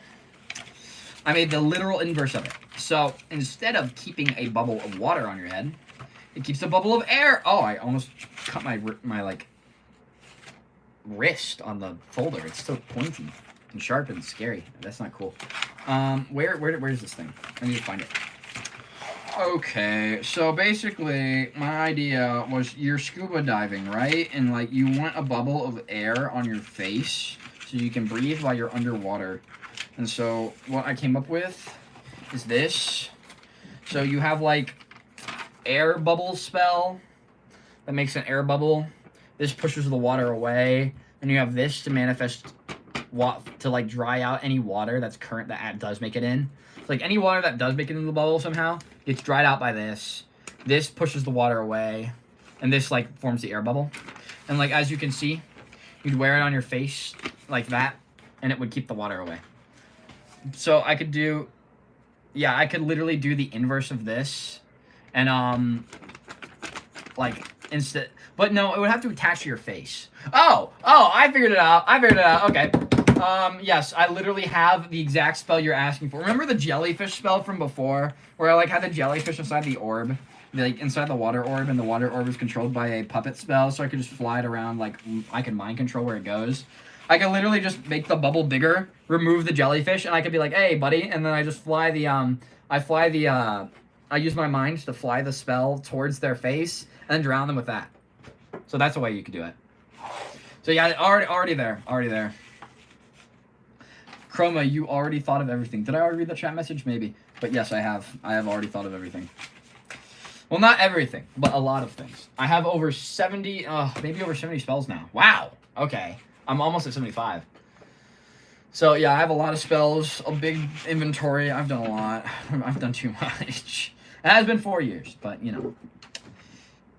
Keep the jellyfish for extra damage. Yes, keep the jellyfish for extra damage. That's what I say. I actually made it for my friend Jelly on Twitter. Basically, the idea was it would be like a little thing that they, as a jellyfish, could use to get around. It was just a little joke. But now I'm weaponizing the present I made for them, which is kind of funny. Yep. Water. Good for ya. Keeps you hydrated. Keeps you from drying out like the slug we mentioned earlier. I still need to come up with one more spell. I promised myself.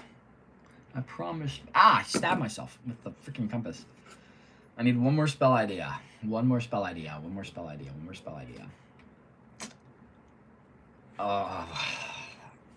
For a second I thought makeup remover, but you know, I don't know how to do that, so.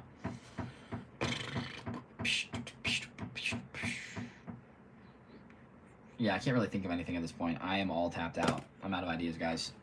I wanted to do one more spell, but you know what? I don't think my brain can manage. I don't think my brain can manage anymore. Maybe I can think of something. Maybe.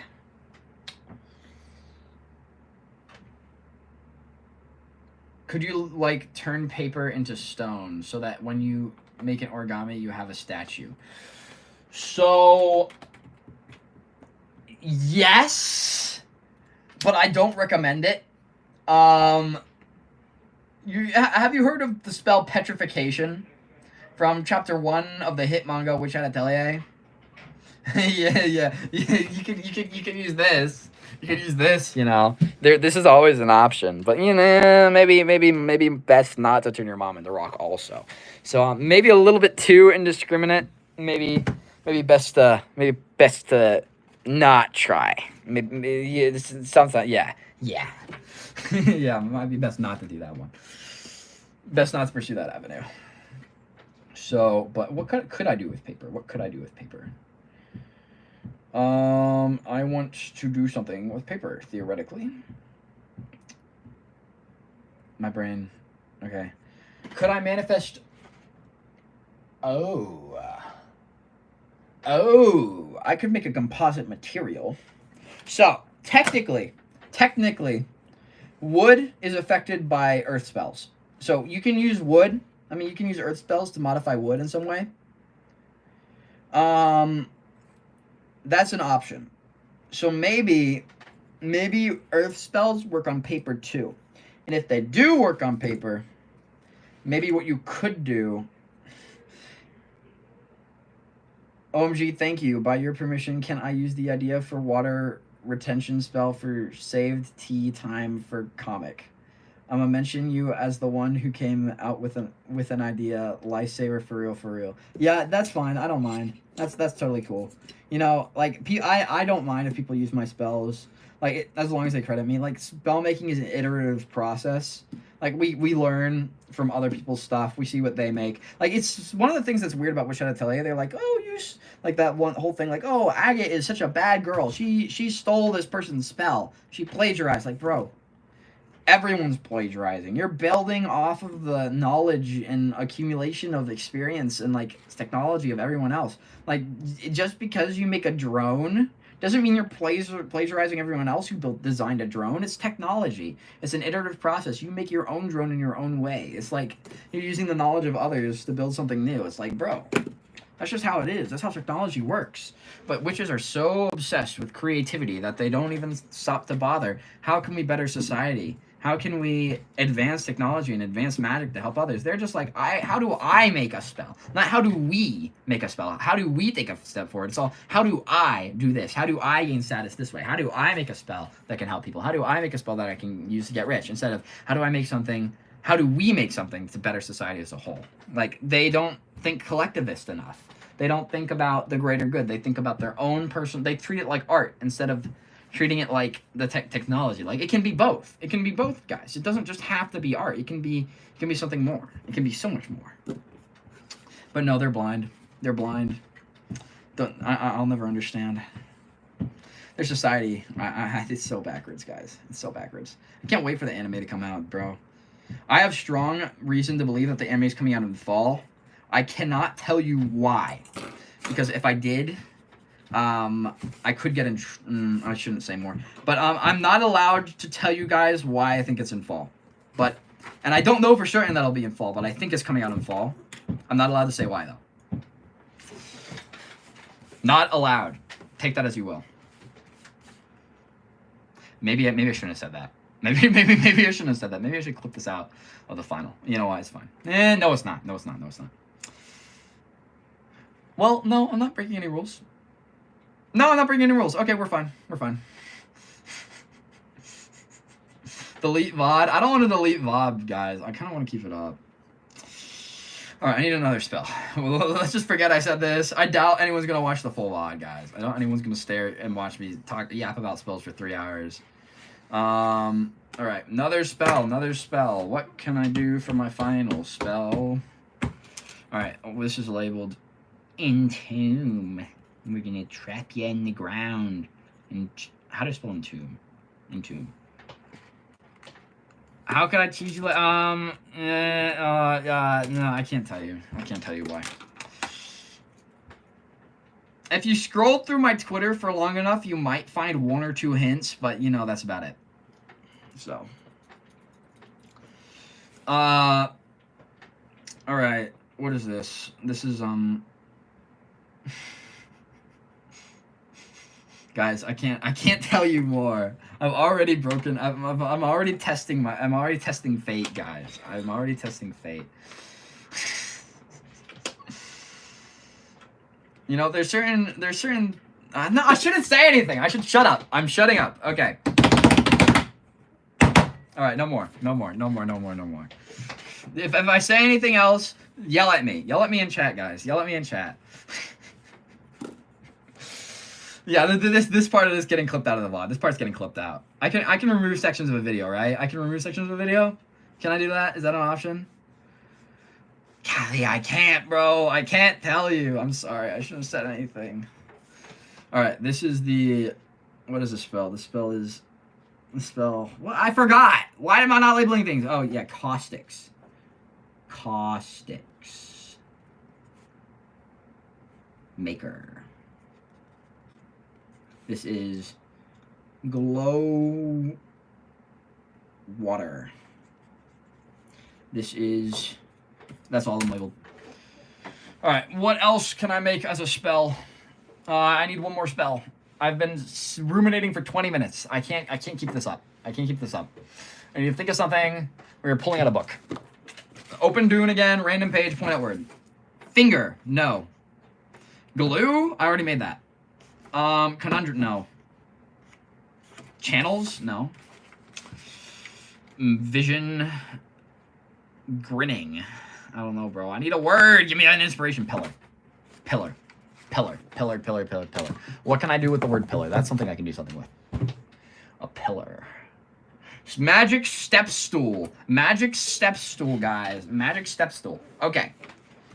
So. Yes. How would I do? Okay. My thought process here. I can make a spell that makes like a block made of crystal, but I don't know how to make a cube. Oh, I do. I know how to make a cube. Ooh, this is gonna be hard to draw. Ooh. I'm gonna challenge myself, chat. All right, let's see here. So let's start there, an inch out, and let's start there, an inch out. Make a line, guideline, inch, or let's half an inch. What am I saying? Sorry, guys. I'm American. I use imperial. Sorry, not sorry. All right, we have region sign.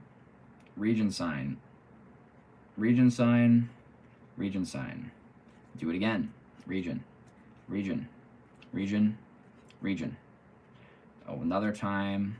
By doing this, I'm basically confining the spell to a square-shaped area, which should hopefully make a square-shaped effect. Oh, no, that's bowed out. Can I limit how big the stool is? By modifying the strength of the spell, like how big I draw it? Yes, theoretic. Oh, how tall it? I don't know if I can. You know what? It's fine. It's just it's a random step stool, guys. It's better than nothing. Basically, it's more like a step balance peg. So like, you know, balance beams, how there are beams, it's like a balance beam, but it's square. So it's like as thick as a balance beam in both directions. So you have to kind of balance on it. How tall? Oh yeah, I knew you meant tall. I knew exactly what you meant. But yeah. So if I make this crystal, make a crystal square pillar. Now, if I'm too short to reach the top shelf, draw this on a piece of paper, try to balance on top, and try to grab this thing off the shelf. Don't fall. That would be bad. Crystal beam pillar. All right, that's my final spell, I guess. Final spell for the day. All right. Anyone have some final questions or things they'd like to ask before I sign off? Hooray indeed. Oof, I'm tired.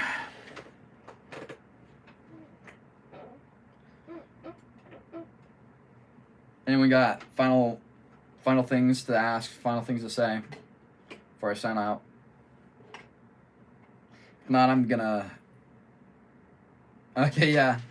Ask away, Kathy. What you gotta say?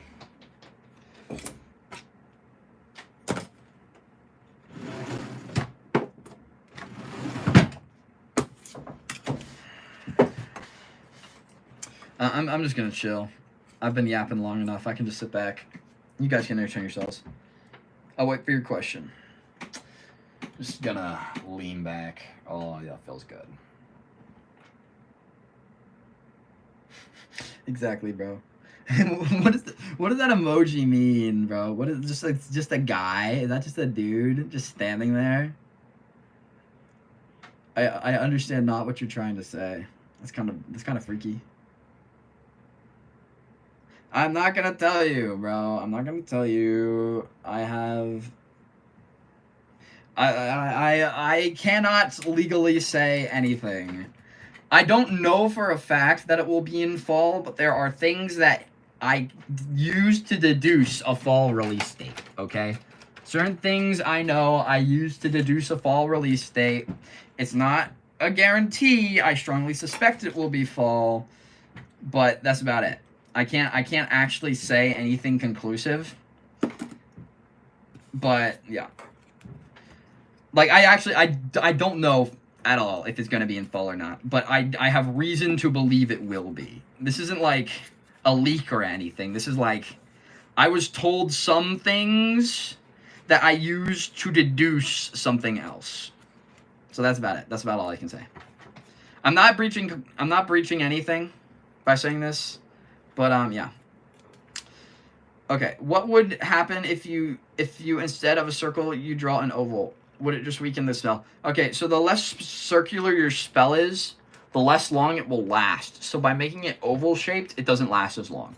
Now, if you had a perfectly smooth, like perfectly formed oval, I have no idea what happened there. But if your spell is wobbly, yeah, it'll just not last as long. Perfect oval though, I suspect the same thing, but it might be a little different.